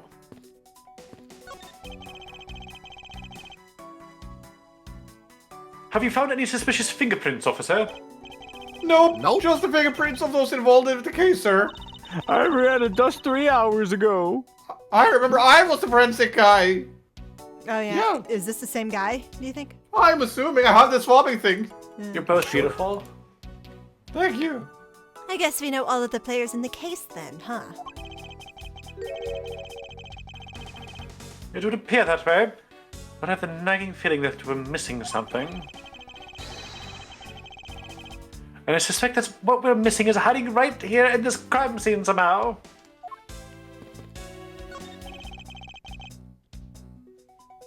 Did you find something, officer? I think there's a $5 bill back there. Come on, just a little more. Is there no one working in this crime scene who isn't a total waste of living tissue? Damn. Unfortunately, there doesn't seem to be a single person we can deem useful here. Looks at the judge. Not a single one. Just 3 more steps. It doesn't look like there's anything contradictory left in this area. I suppose not. Perhaps I should check somewhere else. Like the end. Swiss roll come to Papa. It would appear that this vending machine sells snacks and various other foods. Swiss cake roll. Just lovely. What will they think of next? Don't be a jerk in court like these beef jerks. 1 packet for $9. Defendant's fresh milk. 1 half pint for $7. I'm going to need you to change that one. Stay neutral as the Swiss do until the end with these. For $6. They're awfully overpriced. The lineup is simply awful. Period. Speaking of snacks, I wonder if that Swiss roll the little girl dropped is from this machine. I was wondering about that myself. Stay neutral as the Swiss do until the end with these. The end of what? Well, I assume it means the end of the trial. I suppose this means that one should eat these during a recess? You can't eat during a trial, so I suppose the only time you can eat them is now, huh? I wouldn't mind if you wanted to eat one now. They come in packs of 2 after all. Only 2. We're in the middle of an investigation. Besides, I don't have $6 on me. Francesca! If you want, we can pull our money and buy a pack together. Because we're still If I have to split with you, then I don't want it. Oh, sissy. I'm hungry. Defendant's fresh milk. What exactly is that supposed to mean? I bet it means that the milk is freshly milked by various defendants on trial right now. No, I think it might mean that this was milked right here from the various defendants. Miles Edgeworth, you cannot possibly be serious. Who wrote this? Of course not. That's what it says. Who wrote this? Yes. Of course not. When it's looking bad, blind your opposition with some...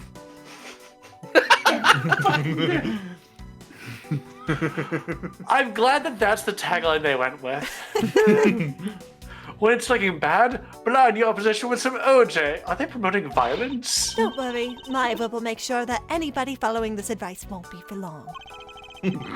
Compared to the sting of a whip, the sting of an orange juice may not be so bad. Don't let the prosecution and the defense make a ham sandwich out of you. It sounds like it's directed at the ham of a judge. Certainly isn't directed at me. I can outmaneuver him any day. Don't be a jerk in court like these beef jerks. I see. Miles Edgeworth, wouldn't you agree that it's a very clever pun? No. Do you really think they put that much effort into the product name? Even a foolish fool could understand the foolish thinking of the fool who made it up. You're acting so foolishly that I got so thoroughly mad and now I'm utterly famished. If you wanted a pack of these, all you had to do was ask like a normal person. Hey, pun man, how do you feel about these puns? When you're in hot water, you might need a hot dog. The poor have resorted to eating dog, have they? Ghastly. Sissy, take it away! Disgusting! It looks like this slogan was decided through a public contest. And the winner was... Prosecutor Winston. What a pathetic slogan. No presence at all. Now, if it were up to me, it would read, if you leave matters in Von Karma's hands, everyone in court will be found guilty dogs. Too long doesn't make sense. Overruled. May I please buy the Swiss roll? No. Oh my god, that's just printed on. That was actual money. It's hard to tell in TD games sometimes. Yeah. Trash. Buttons. That is definitely an American dollar bill. Yeah. Yeah. I mean, they You probably can't press course. any buttons underneath We're in anything. we're the United States of America, specifically California. You had to get it. Your Honor, I'd like to ask you a few questions if you don't mind. Well, you're at the top of the bar.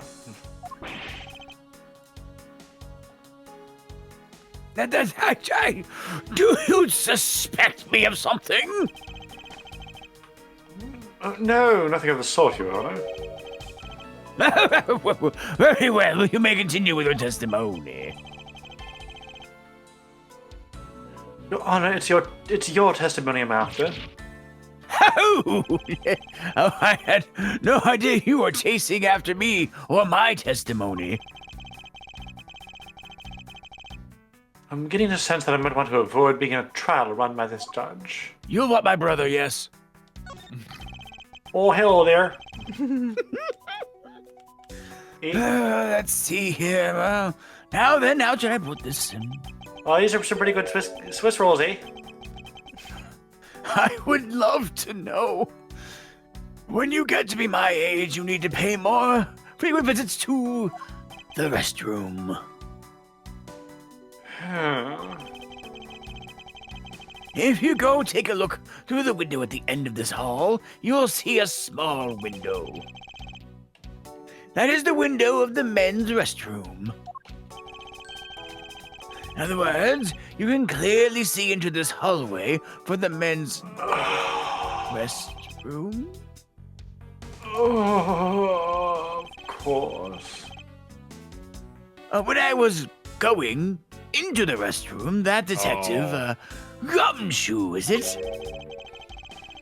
Well, he was standing there in front of the vending machines, buying something from it. However, and this I couldn't believe, when I was about to exit the restroom, there was not a soul in the hallway anymore. Your Honor, if you could please calm down and explain it to me rationally. Did he drop his $5? Oh no. Hey, what was that one forensic officer looking for? You're so happy, Jay. How? All of the bits came full circle. 6 items on the thing, and I was like, Swiss roll.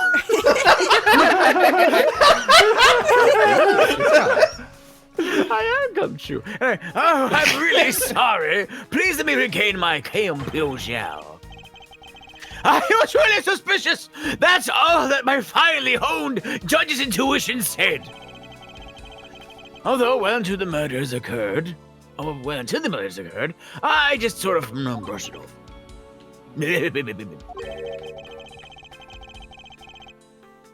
Apparently, this judge doesn't understand the concept of staying calm. That's probably all I'm going to find out from His Honor. Mr. Edgeworth, may I return to my other duties? No, what the frick am I thinking about? Did you just read my mind? What is wrong with me? Well, may I? No. Go for it. May Go I for buy it. the Swiss roll? No. May I return to other duties now? Yes, I'm sorry to have held you up. Thank you for your cooperation, Your Honor. Anytime, Mr. Edgeworth, anytime. I won't buy it now, you're in the way. The judges in this country seem rather friendly. Yes, if not a little wishy-washy. However, I hear they're known to hand down very fair verdicts. All right. Is it okay if we take a quick little break? Sure thing. No. No. Oh, damn. Okay. Have you ever been like, can we take a sure you break have the and calls said here. no? I guess Nah. not. I'm on a roll. A Swiss roll. Hey! Stop talking. We'll be back in just a few minutes, folks. See you soon.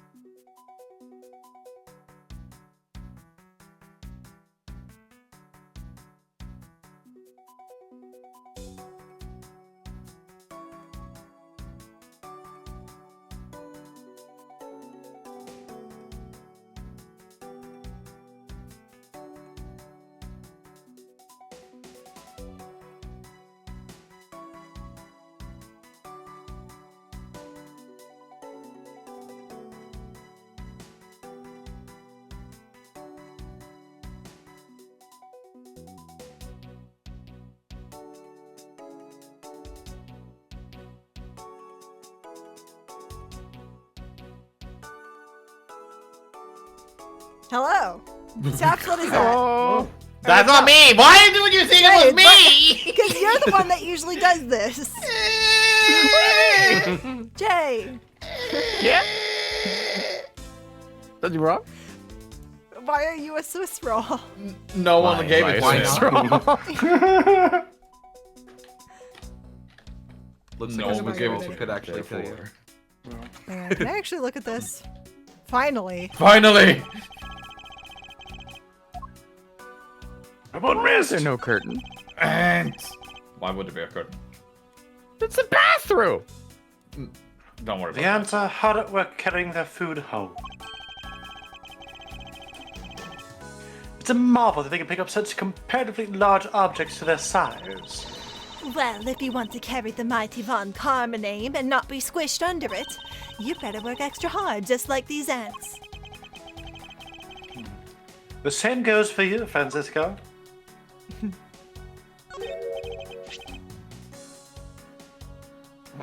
What's this?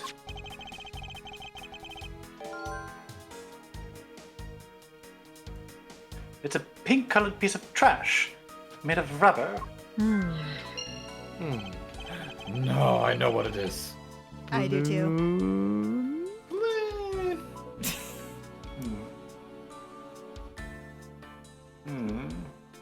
I feel like I've seen something like this before. Well, all I see is a piece of garbage. But you know, the fact that there is a litter running loose inside the courthouse, it's simply unforgivable. It's not like it was I who littered. Rubbish belongs in the rubbish bin. Grr.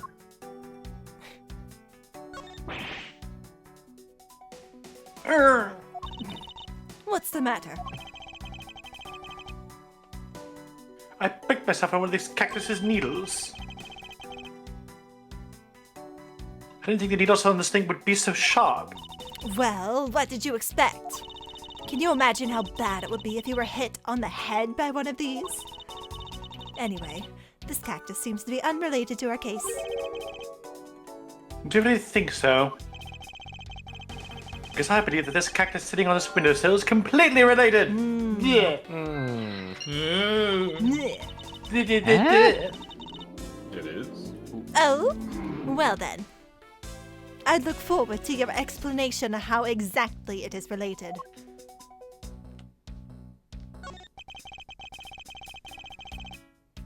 So that window on the other side belongs to the men's restroom. I can't see it.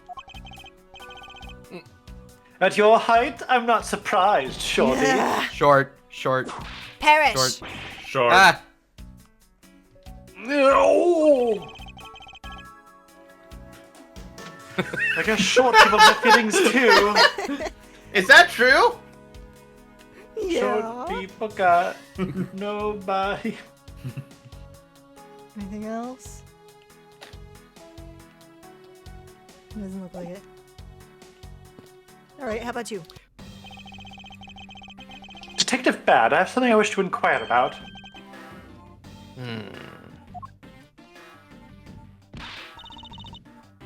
Hey, how about doing some actual work, you? I wish to inquire into Detective Gumshoe's movements during the recess. You're getting in the way of the investigation. I have an order from Mr. Von Karma himself. Plus, I still hold investigative authority. Tell me about Gumshoe. So I hear you were the one who called for Detective Gumshoe to come down here. Faraday. That guy was just accused, you know? I just knew something was gonna happen. My detective's instincts told me. A lot of good it did you. You couldn't even protect one lone prosecutor with it.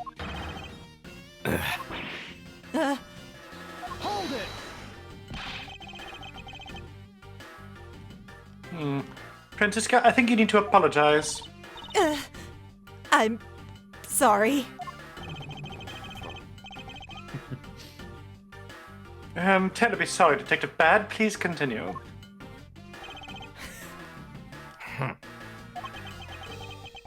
I used the phone on the first floor and called the precinct. I told them to send somebody over. And that detective's the only one that showed up. And only upon his arrival did you set Detective Gumshoe to stand guard, Detective Baddddd. Yeah, I waited for him on the first floor. After he got here, we came up to these defendant lobbies together.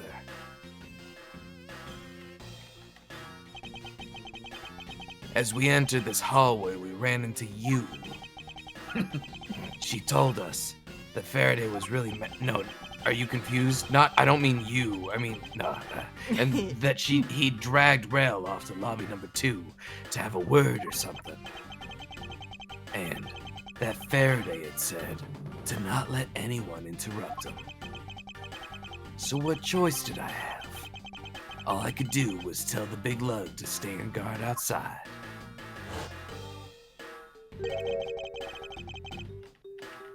And around what time did all that take place? Let's see. I think it was about 30 minutes before I heard the gunshot. After giving the big lug his assignment, he never left the hallway, not once. Oh? And how can you make such a claim? One of the guards out in this floor's main lobby swore to me that he didn't. If the detective never left the hallway, then where did he disappear off to? That's simple. He must have gone into lobby number 2, just as I suspected. You and I were in lobby number 1 next door. Are you confused? The only one without an alibi is Gumshoe. It would seem that I'm still missing some key pieces of information. Tell me about the gunshot. Detective Baddddd, you also heard the gunshot, did you not? Yeah. I heard it when I was in defendant lobby number 1. That's why I came running towards lobby number 2, together with you. How much time elapsed between you hearing the gunshot and your arrival on the scene? Less than a minute. And what were your movements upon hearing the gunshot? I grabbed the big lug, who was just walking around in the hall, and raced into lobby number 2. And that's when we discovered the bodies, in that order. That makes you the discoverer of the crime, right? Yeah, I guess it does, little miss. I am about to become a prosecutor very soon. You will treat me with the dignity I deserve, or else. Whip. You wave that thing around anymore, and I'll have you arrested for obstruction, little miss. You wouldn't dare. Oh, he would. Got him. Just joking. Ugh. Detective Baddddd is really something if you can make Franziska behave. That's why he's the goat. About done. I am known in some circles as the goat, yes. The grayest of all time. He's very gray. He is very great. Is time gonna be important here? I'm sure it's all important in some way. I'd like for you to tell me the exact time you heard the gunshot. It was around the end of the recess, and the trial was about to start again, I think. He was supposed to make time for himself to transfer the evidence he was holding. But I got the sense he wasn't gonna show for the handoff. So I figured I should go get him, or it'd be late. And just as I thought that, bang! The sound of a gunshot hit my eardrums, got a new hole in my jacket. So we heard the gunshot right before the trial was about to restart. We done here? I don't have any time to waste. Oh, come on. All you're doing is standing in front of this door doing nothing. Yep. I get the sense that he is somewhat investigating this crime scene. Or rather, that he is keeping us under surveillance. But to what end? Detective Baddddd, may I ask that you cooperate us for just a bit longer? I don't have anything else to say to the two of you. You guys were the ones who said you wanted to investigate in the first place. Fine then. Be obstinate. We'll just do as we please. Come on, Miles. You may no longer be willing to help us. However, may I ask for the forensic scientist's cooperation? Do as you like. Okay. Well, since you're Badge? not leaving, oh yeah, I guess I can present the badge. Oh. I guess we'll have something to present to him later. Yeah, maybe. Does showing that off make you feel like a big, strong... I think I said this. Big, strong prosecutor. Yeah, I think we went over this. Yeah. All right. Yeah. I can't skip the dialogue though. My You're God, it's a adult- new, chapter-ish Yeah. place. You're a dork for showing me that, Edgeworth. Just so you know. No. Can What we a show it to nerdzilla, this Franziska? guy. Can we talk to Franziska? Isn't it a thing if we stand still for long enough, she will, X. Yeah. or that. Yes, what is it? I can present her the badge. It's true. Do you think you can win this competition by simply showing that to me? Not at all. In fact, I was planning to thank you. I wouldn't be prosecuted today without you and your father. I didn't really do much. You became a prosecutor first, that's all. But just you wait and see, Miles Edgeworth. Very soon I'll be a prosecutor too. Good. Then we can both send criminals away together as colleagues. But you can be sure that I will always get more convictions than you. It's almost cute that she's going this far to insist that she'll always win. Almost. Can I talk to you? Was there more to examine on that scene on the left? Oh, yes. Supposedly. Because you can look down. Oh, I didn't Yeah. realize. What? Or do You you can just usually keep put this looking down? area. There we go. There you go. Ah. And And the dirt on this bench, it smells like some sort of sweet substance. I can't believe there is someone going around dirtying up the courthouse. For shame. Calm down, Franziska. Now take a good look. Doesn't this sponge look kind of like a handprint to you? I suppose it could be. Which means that perhaps we can lift the prints of the person who sullied this bench. I see. And then we'll know the identity of our mystery slob. You there, the lab technician. Could you please find out who this handprint belongs to? I'm gonna Forensic? take it. Sir, yes, sir. I got results on the fingerprint analysis, sir. And do we know who they belong to? Sir, the fingerprint belonged to Detective Gumshoe. Oh, interesting. Good work, officer. Okay.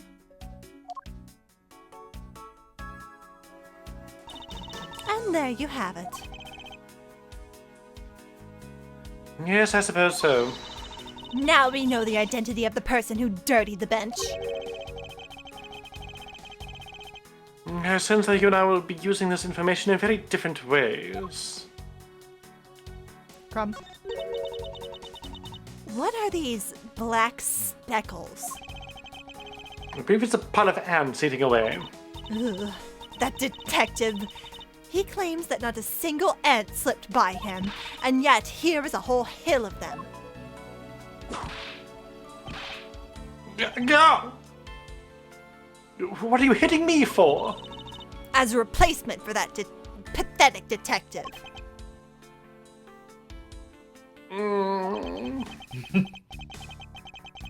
Perhaps I should add this deduction to the detective's growing tab of pay cuts. Anyway, I wonder what the ants are eating. Look and sweet smell of it. Pieces of cake and chocolate from a Swiss roll. Miles Edgeworth, the courthouse is to be kept pristine at all times. Oh! It wasn't me that dropped food on the ground. The courthouse must be kept clean. Oh! Oh! You and Gumshoe are the only ones she's allowed to hit this chapter, apparently. I guess. And I'm pulling out of the hole in this bench as well. What if the inside of this bench consists of nothing but ants? Ugh. Don't you dare continue with that gross line of thought. Yeah, for real. I'm sorry. You just started that one, Pete. Not everything. Edgeworth.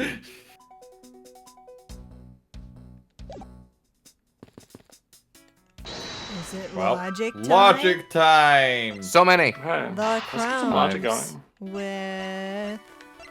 Oh, do I not have... I don't have the handprint in here. A vending machine, maybe? Probably. Like, bought a Swiss roll and Yeah, took it over to the bench? Yeah, I was over on the bench. could be right. A man was getting murdered, but I was over on the bench. Yeah. These bits of chocolate and cake, could they not have come from a Swiss roll? A Swiss roll? Why would a courthouse sell a thing like that? It may not seem like the right venue, however, it is being sold right over there. The vending machine. Ah, I see. Stay neutral as the Swiss do until the end with these. 2 for $6. Talk about expensive. Leaving the fact that it's on the expensive side aside, the fact that the cake crumbs and chocolate bits were found in this hallway suggests that they came from a Swiss roll that was purchased from this machine. I think I have a pretty clear picture of what happened here now. Naturally. After all, I'm here, aren't I? Detective Gumshoe must have sat on this bench as he ate a Swiss roll. And as he ate, he dropped it on the floor and sullied the bench. Okay. How could he have not cleaned up after himself? How utterly despicable.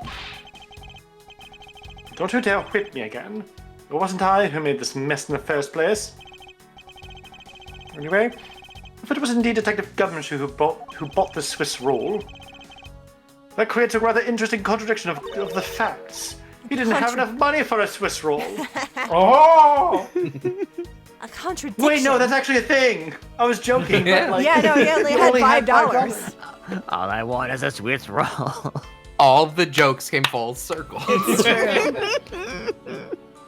A contradiction? Where? You are so happy, Jay. I think another look at the special courthouse vending machine is in order.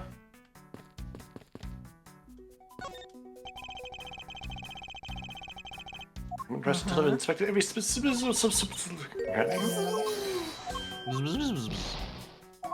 No. There's a deduce on here now. Oh, yeah, I see. Deduce! Not that spot, Is though. this spot connected? No. Oh! Is this spot connected? Yeah.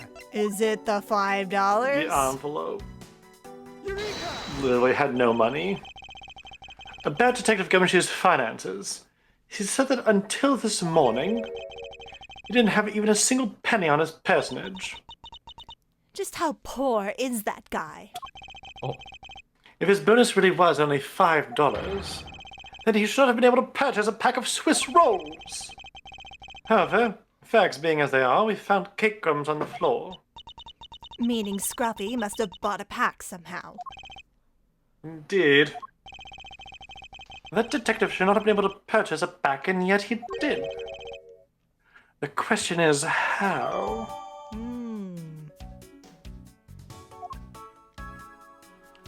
More, did you say?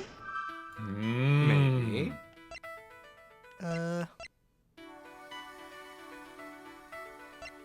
Perhaps this and this? It popped the balloon? Balloon. Yeah. I think we're crazy. This pink rubbery substance. I saw this in a different form earlier today. I believe this is a piece of a popped balloon. I suppose that's possible. The balloon probably got a little too close to our friend, the windowsill cactus. That would be the logical conclusion, yes. Okay. Oh, that's it. Yay! We are so And that's how smart. we heal.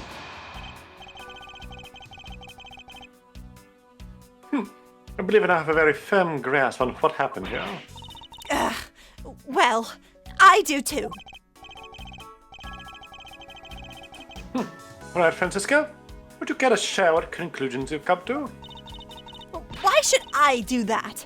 We're still in the middle of a competition, you know. We should be checking to see if your conclusions are wrong first. So you go ahead. Oh, it's almost cute that she's going this far to ensure that she wins. Almost. Almost. Very well, but first we need to pay His Honor a visit to correct his testimony. Oh, Your Honor! You fucked up. He's just a little guy. Your Honor, if I may, I'd like to test your witness testimony to see how it stands up. Do you doubt me? Am I your new suspect? No! In a sense, I suppose you could say that. Even you, a judge, are nothing but a common witness before a Von Karma. Silence in the courtroom! Silence, I say! Mr. New Prosecutor, and the Red Karma, and you, and the thing that was said. You bit your tongue again, didn't you?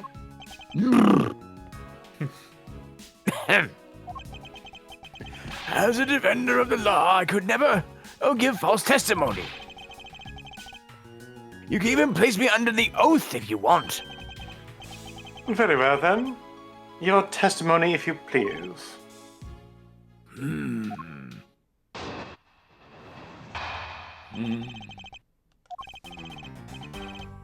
During the recess, I went to the restroom.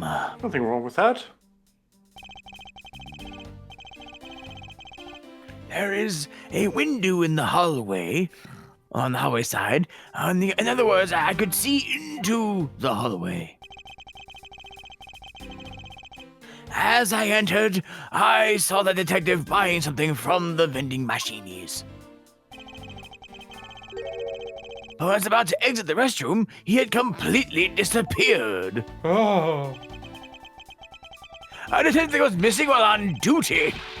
That might be mighty suspicious to me. Your Honor, can you please try to remain calm? I am calm. Oh. He said calmly. Oh, I am so used to simply listening to testimonies that I got caught up in the excitement.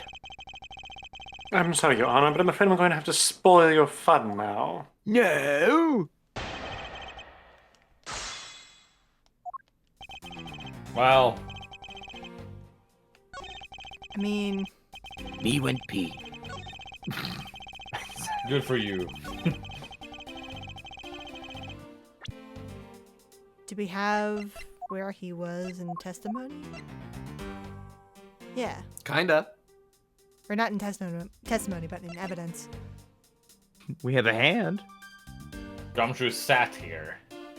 I'm Yeah, just so he gonna was he hope sat that down this is and right. then yeah. Yay! It is! Speedrun! Yay. What's that finger wag for, Mr. Edgeworth? And don't you know it's rude to shout objection while someone is giving testimony? Huh. If you truly are a man of the law, then you must always be vigilant. For example, I never let an opportunity to shout objection pass me by. Miles Edgeworth, it's one thing to be passionate about your job, but this is real life. This is what some people may say is the pot calling the kettle black. Your Honor, I wonder if you might take a look at this for me.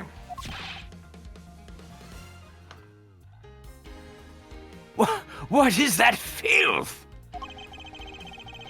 How dare someone dirty the hallway bench like that? Who is the culprit? The bird is hereby found guilty of If you must know, the uncouth bench Celia has already been placed under arrest, thanks to your earlier testimony, Your Honor. Oh, well, that's good. But who was it?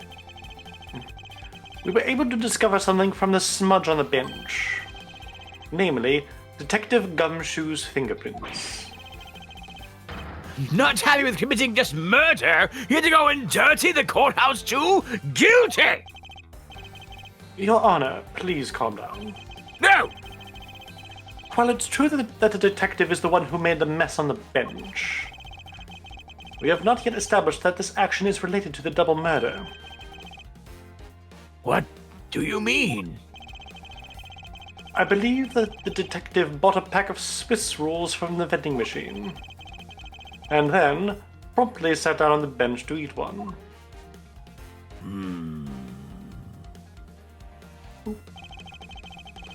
The cake crumbs and pieces of chocolate on the floor under the bench.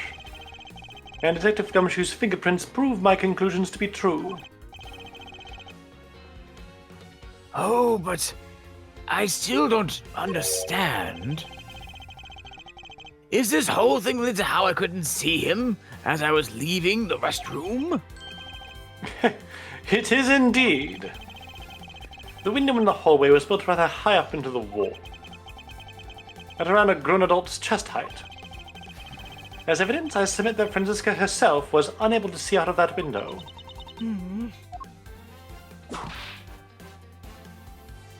Ow! Wow. Oh, that was Wow. delayed. How did you do that? Ow! That was so cool. I knew I shouldn't have used her height as evidence. Shindo. I've been fighting her after image this whole time. You can't catch me. You're still not as fast as Pearl. Even at this age. Pearl doesn't exist yet. And still you're slower. Oh, No, she God, does. you That's might how be fast right. she is.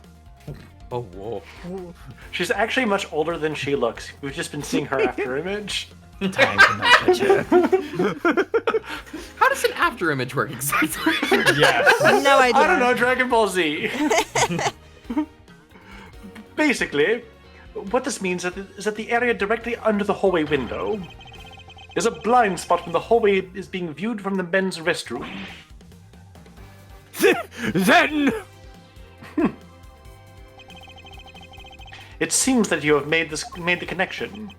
If someone were to sit on the bench under the window, eating a delicious Swiss roll, yes, even someone as large as Detective Gumshoe, he's so burly, would effectively disappear from sight. what? Do you finally see, Your Honor? Your testimony has just proven that Detective Gumshoe was in the hallway the entire time. Oh, that's... Sorry, I didn't mean to say it with that much enthusiasm. All I wanted to do was try saying it once. Oh, you're May I say it cute. again?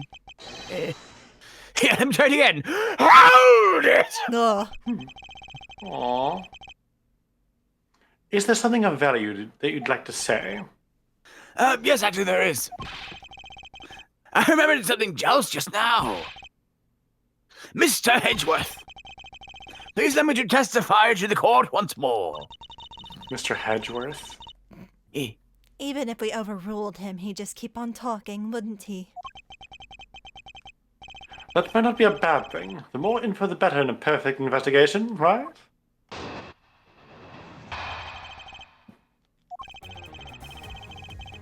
I suppose it's possible that you can't see a seated person from the restroom window. However, that doesn't mean that the detective was sitting there when I looked. Anyway, I've read the testimony earlier about probably the most important detail. As I was leaving the restroom, I heard the loud bang of a gunshot. Oh god, I it was the wonder what they balloon do. popping, wasn't it? I wonder what it was. Oh. How's that? That is the testimony of one who judges the crimes of others. Your Honor, could you try to state the important facts first next time? I agree. Before you go around judging others, you should learn to judge your own words. Ah! I'm sorry, But honestly, I thought that sound was just a noise popper until just now. Now that he mentions it, right before we restarted the trial, he did talk about that. Oh, by the way, was there someone celebrating a birthday during the recess? I could have sworn I had a popper going off. Come to think of it, the other day with my grandson, I know. And we're gonna skip that. The most critical point in this argument is when did the judge look into the hallway?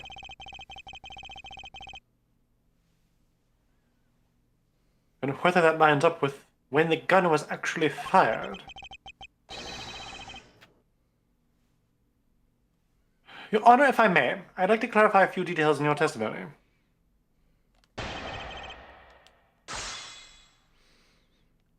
All right. Ba-da-ba-da-ba-da-ba-da-ba-da-ba. Da-da-da-da-da-da-da. The loud bang of a gunshot. That was definitely a gunshot and totally not. It was a 100% a balloon. gunshot. Fuck. You're wrong. Oh. Your Honor, there's a very large flaw in your statement right now.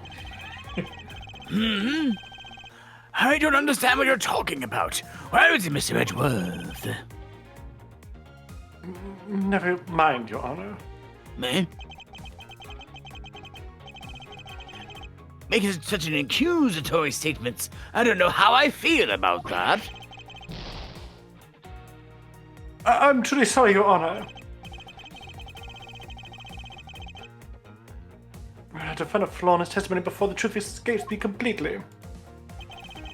Okay, we'll start from the beginning and start pressing, I guess. What? Thought it was gonna be that easy. Oh. In that case, you can see that you were overconfident in your last testimony.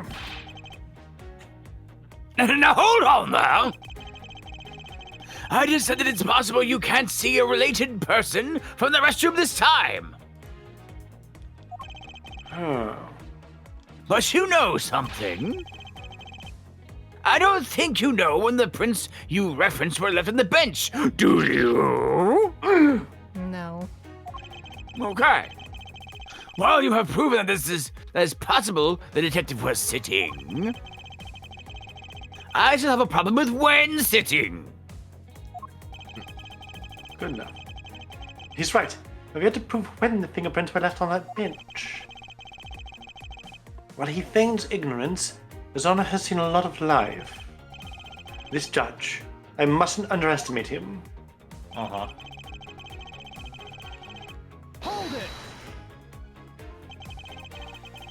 As we established, he went to the restroom during the recess.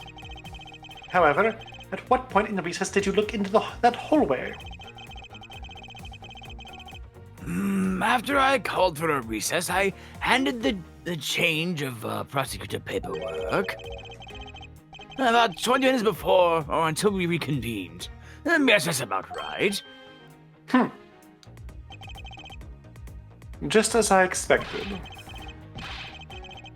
But what were you expecting? And I demand to know what your all-knowing smile is for. Your Honor, that statement you made just now is very important. I'd like for you to append it to your testimony. All right, if you insist. 20 minutes before we were to reconvene. Which doesn't match up with your testimony. Yeah. There we go. Your Honor. I can allow you to make an objection. Fuck. Nani? Nope.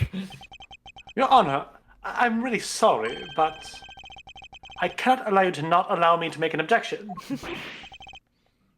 He can't! I've been overruled! Your Honor, there are simply too many holes in your testimony for my taste. What do you mean by that?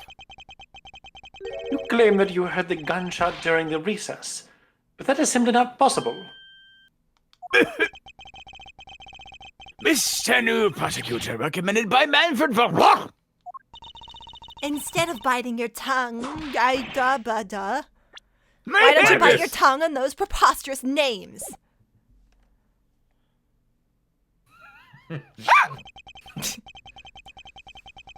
I see you have no mercy for the elderly either, Francisca. Don't talk back to me unless you want to be whipped in the back. With your height, you would need a stepladder or four to accomplish that. Stepladder mention! Stepladder! Or a kitchen ladder. You're wrong. Kitchen ladder. Mr. Edgeworth.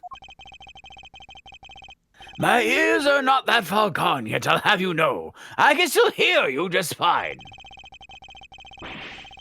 And I heard the sound of a gunshot loud and clear with my own 2 ears. Your Honor, I have here an interesting bit of testimony.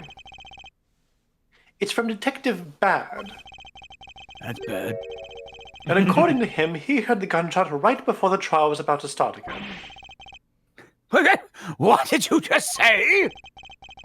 Your Honor, you just said that you heard the gunshot about 20 minutes before we were to reconvene. How do you explain this glaring contradiction? That can't be! Unfortunately, that is the truth. But I heard it as clear as day. Holy shit, this music. Is it too quiet for you? No, my fault. I fixed it. Don't worry. Did you The just see loud the sound of a gunshot! Did you see the good emote I posted in chat? And they were like, "Wait, there's music." Yes, I did. Do you think the game was just silent? I was just kind of in my own world for a while. Oops. like the judge. No! The sound of character. the sound of the gunshot. We keep returning to this point of contention. Clavier is just like shredding it off screen. God damn it. Why do I keep bumping? That piece of evidence, I always did wonder why I found it where I did. However, now I understand what the gunshot the judge heard really was. Unfortunately, Your Honor, this is what really produced the gunshot you heard. Damn. This beautiful balloon.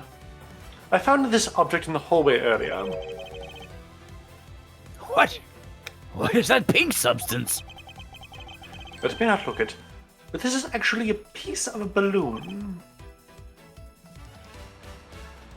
I see. And I suppose you would like me to accept that pink of balloon into the court record? Your Honor, I present this piece of evidence in order to overrule your testimony. What? Your Honor, your argument goes as follows. You saw no one in the hallway when you heard the gunshot. Now, there is no guarantee that the detective was sitting on the bench at the time. Therefore, you believe he must have been at the crime scene in defendant lobby number 2. Am I correct? Yes, that's exactly right. Oh, your face. Let me ask you something. Do you think that the gunshot you heard was produced by a real gun? I think I've said enough, that even you can figure out the rest on your own. Your Honor, you were fooled by the popping of this balloon into thinking it was a gunshot. What That was a good effort you put forth, Miles Edgeworth. But if it was me, I'd have this thing wrapped up before the judge even testified. Care to elaborate on how one ends something before it even begins? Well, to be honest, there's still one more piece of evidence I have not presented to you. That neither of you smarty pants have considered. What are you going to turn into? Ah! Got him. He's got us to see. I did think the sound was a bit off from a real gunshot shot sound. Shots. But I've had too many shots. But who could have guessed that someone would pop a balloon in a place like this? Don't drink on the job, Judge. That's true. Why don't you just think balloons in conjunction with courthouse?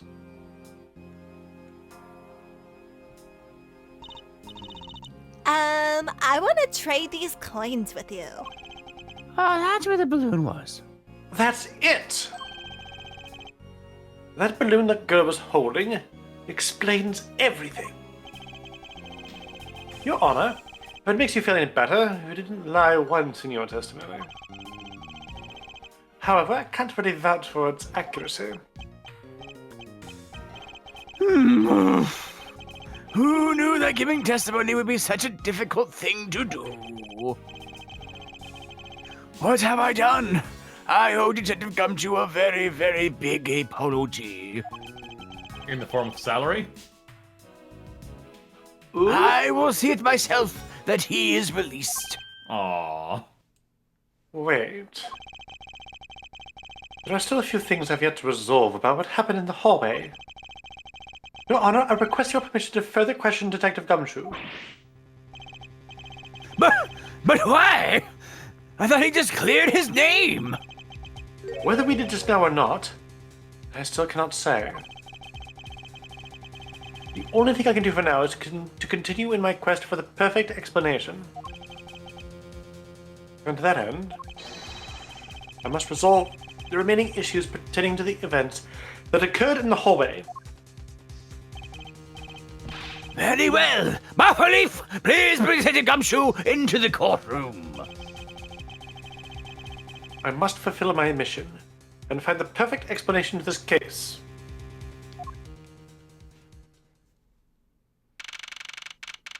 It is September. Crazy. Wow. It's him, the Baffelleaf. Not a Get word. left. What is it now? Is it time for my trial already? I've already told you a gazillion times, Pale. I didn't do it. I'll be the judge of that, Detective Gumshoe. Why is your hand so big? No, you won't. I'll be the judge of that.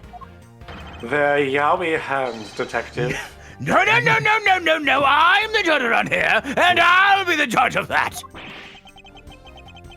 Why can't you guys all be a little less judgmental? Ba-da-ba. Yes, well, speaking of hasty judgments, Detective Gumshoe. I'm afraid I must apologize for an error in judgment in my part. Your Honor, I don't believe you should apologize just yet. We have yet to prove he is completely innocent of this crime. I guess so. What are we talking about? In any case, I would like you to testify as to your actions while you were on guard duty. And please remember, you are not on trial. This is all just part of the investigation. Wink. As such, you may still be found to be innocent. However, if you should give false testimony,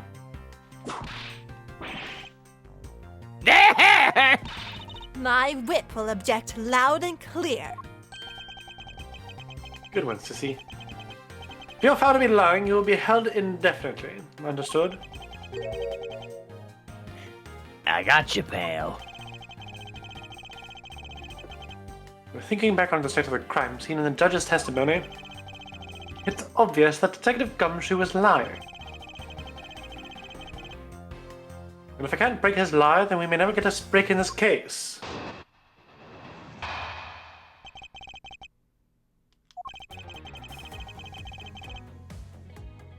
Well, I came down here to this courtroom on Detective Baddd's orders. As soon as I got here, he ordered me to stand guard in the front of lobby number 2. From that time until I heard the gunshot, I was in the hallway the whole time. On my honor as a detective, I swear it wasn't me, pal. He's still singing the same tired tune. In that case, I'll just have to change the melody. Eh? I know he's lying, and it's time I pulled the information I need out of him.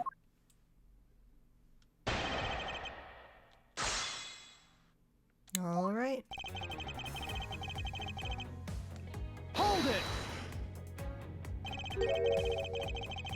So it really was Detective Baddddd who called you down here. You bet it was, pal. I was left in charge of the precinct while everyone else was out, and this call comes in.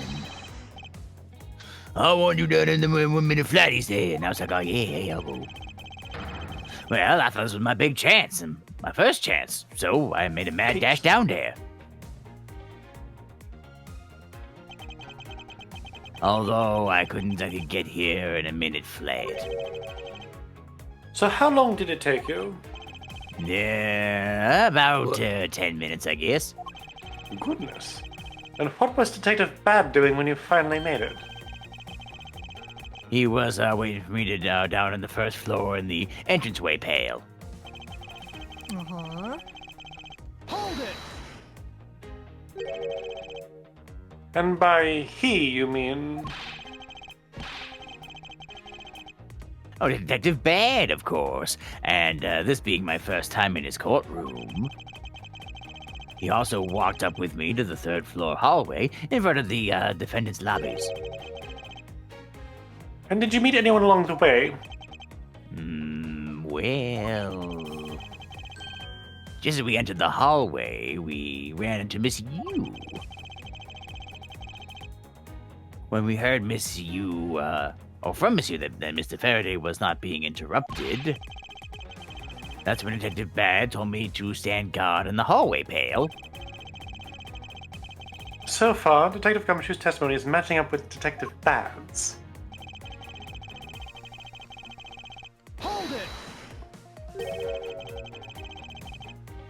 You claim to have been in that hallway the whole time. However, is it not a fact that you did something while you were in the hallway? Of course I did something. I guarded the door to number 2, pal. What else? Very well then. And what exactly does guarding that door entail? Yeah, well, to put it simply, I know, it was my job to stand in front of the door without moving an inch. Oh? Oh. Detective Gumshoe, you mean to tell me that you didn't take a single step away from the door to lobby number 2? Is that really what you wish to testify to the effect of? Oh, you got it, pal. I didn't take a single step away from that door, just like I was ordered not to.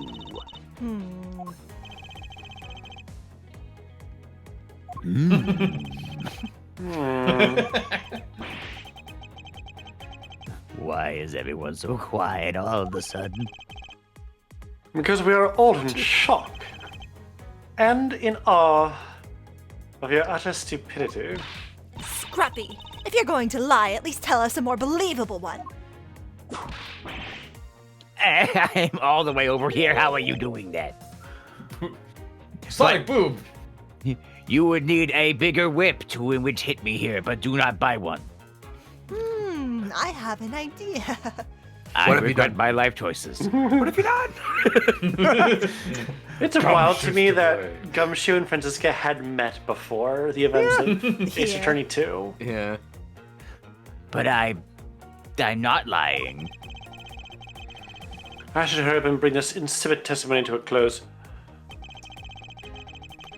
Didn't take a single step, huh? Not a one. I would Not never. a Come single on. one. No, you know. Rip. Oh. I have an objection. Hit the music. Wait. What is this, pal? Detective Gumshoe, I wonder if you might recognize this from somewhere. I I have never have seen never that before in my life. Oh, hey, it's one of those things. The courtroom special Swiss rolls, right, pal? Precisely. Yeah. In that case, I suppose that you also recall the sullied hallway bench? Hey, you know what? I think it was probably me that did that. Detective yeah? Gumshoe! You know you can't go around dirtying up the courthouse like this. You inconsiderate slovenly pig. Ow. I promise to clean it up later, I swear. Now then, shall we get down to business to defeat these Huns? The Huns aren't here. Defeat these honey buns Oh, from the vending machine? Those aren't offered, pal. I don't see why I know. Fetch me a snowball. About the fact that you didn't even move even a single step from in front of the door. Yeah. If that really were the case, then how were you able to buy a pack of Swiss rolls? Yeah! Furthermore, if you didn't move a single step from in front of the door, then how did you manage to get the bench dirty with your grubby hands? I can't afford water. It appears that Francisca's whip can do more damage than my words alone can. Alright. I confess, pal. I was hungry, so I bought a packer for myself, okay? I thought I'd get chewed out again if anyone found out about me eating on the job. So I didn't want to say anything. Well, unfortunately for you, I saw you do the whole dastardly deed. I saw you buy a pack of Swiss rolls from the vending machine. It's wild that we're spending this much time on this. yeah. I'm loving it. I'm loving it very much. Okay. I'm sorry for lying. But that's all I got to be sorry for. You got that? Because I'm not holding anything else back. That last statement. Oh God. Still thine finger. It may sound like it makes sense. However, there's something I don't quite believe about it. Are you sure you're not withholding further information from us? Yeah, no, of course not. I've got nothing else to hide, pal. No, the big words. If only that were true, Detective Gumshoe. It's true, pal. I swear there's nothing else. Detective Gumshoe, I'm sure you're aware of the price of a pack of Swiss rolls, correct? Yeah, remind me again, pal. That vending machine out in the hallway is selling Yeah. packs of 2 Swiss rolls for $6 a pack.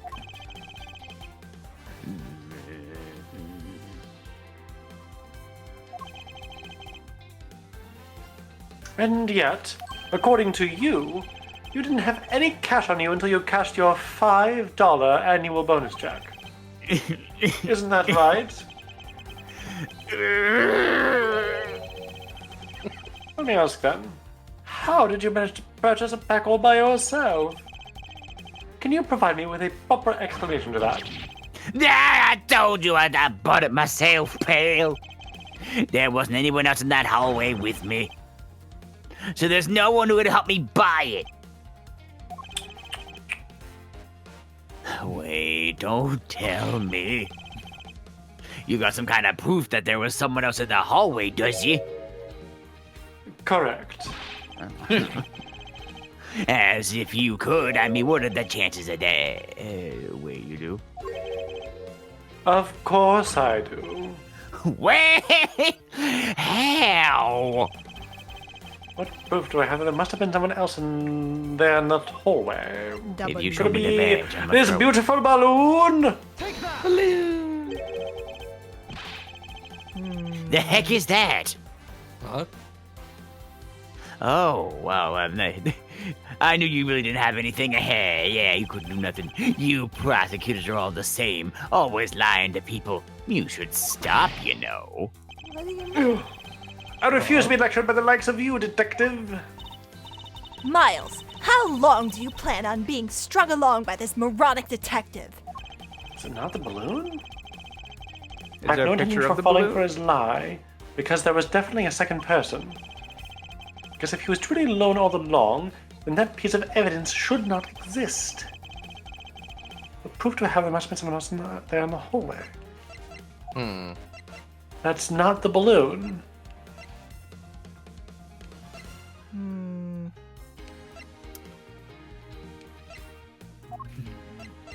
Oh, I think I know it.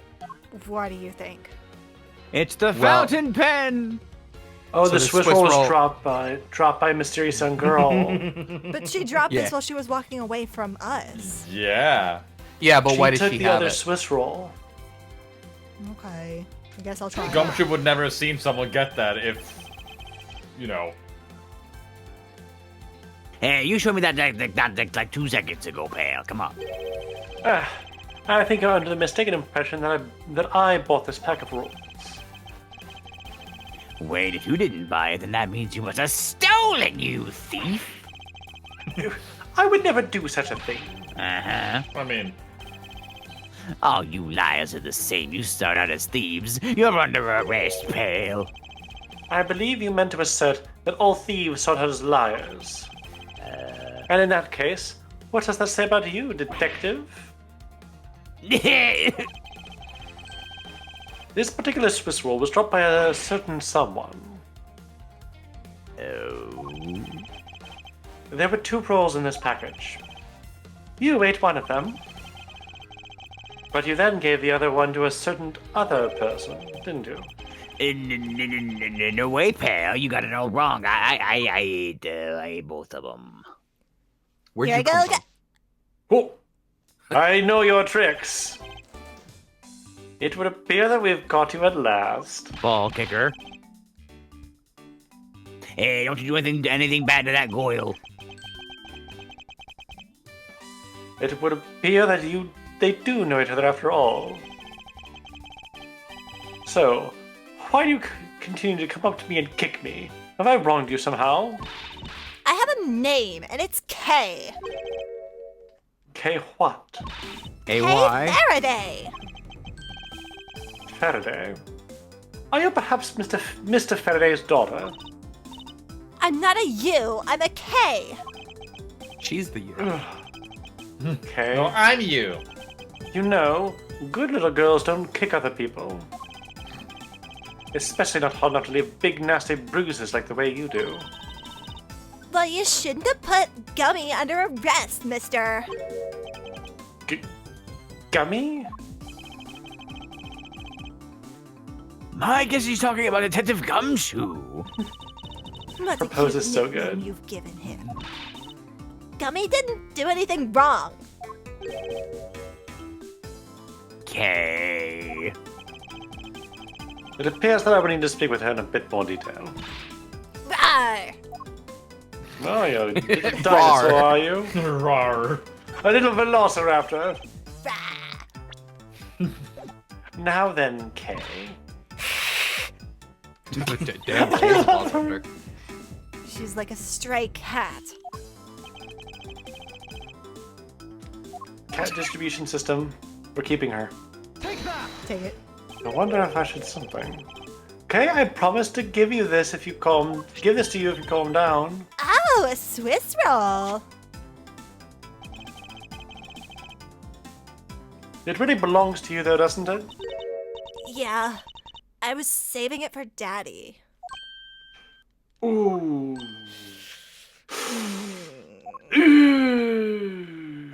Oh my! Ooh. Your father, he's... There, don't say another word, pal. She doesn't know yet. Thanks for watching out for me, Gummy. But I already know about Daddy. I have heard the guards talking Ooh. about how Daddy's he's not here anymore. I'm sorry. I'm sorry I couldn't protect him. Okay. I'm not gonna cry. I'm not gonna cry. Hmm. It's all right. Let it all out. Your father just passed away after all. I myself was also involved in the case of this courthouse when I was a young child. The DL6 incident. God, I love that we're still getting mileage out of that bit. It's never not gonna be worth it. If you don't remember, they remember. I remember the DL6 incident, a case in which my father, who was a defense attorney, passed away. We're really doing this. All of my dreams of becoming a lawyer were crushed into fine ash on that nightmarish day. Even now, the wound festers deep in the depths of my soul. Ever since that incident, I've dedicated myself to locking away every criminal I can. And now, to have this happen right in front of me. This child, I feel a certain shared fate, a common bond between us. Miles Edgeworth, what sort of gentleman are you? Are you going to just stand there and watch a lady cry? Yeah, you're right. Sorry about that. Okay? Here. How about we use this handkerchief here to dry your eyes?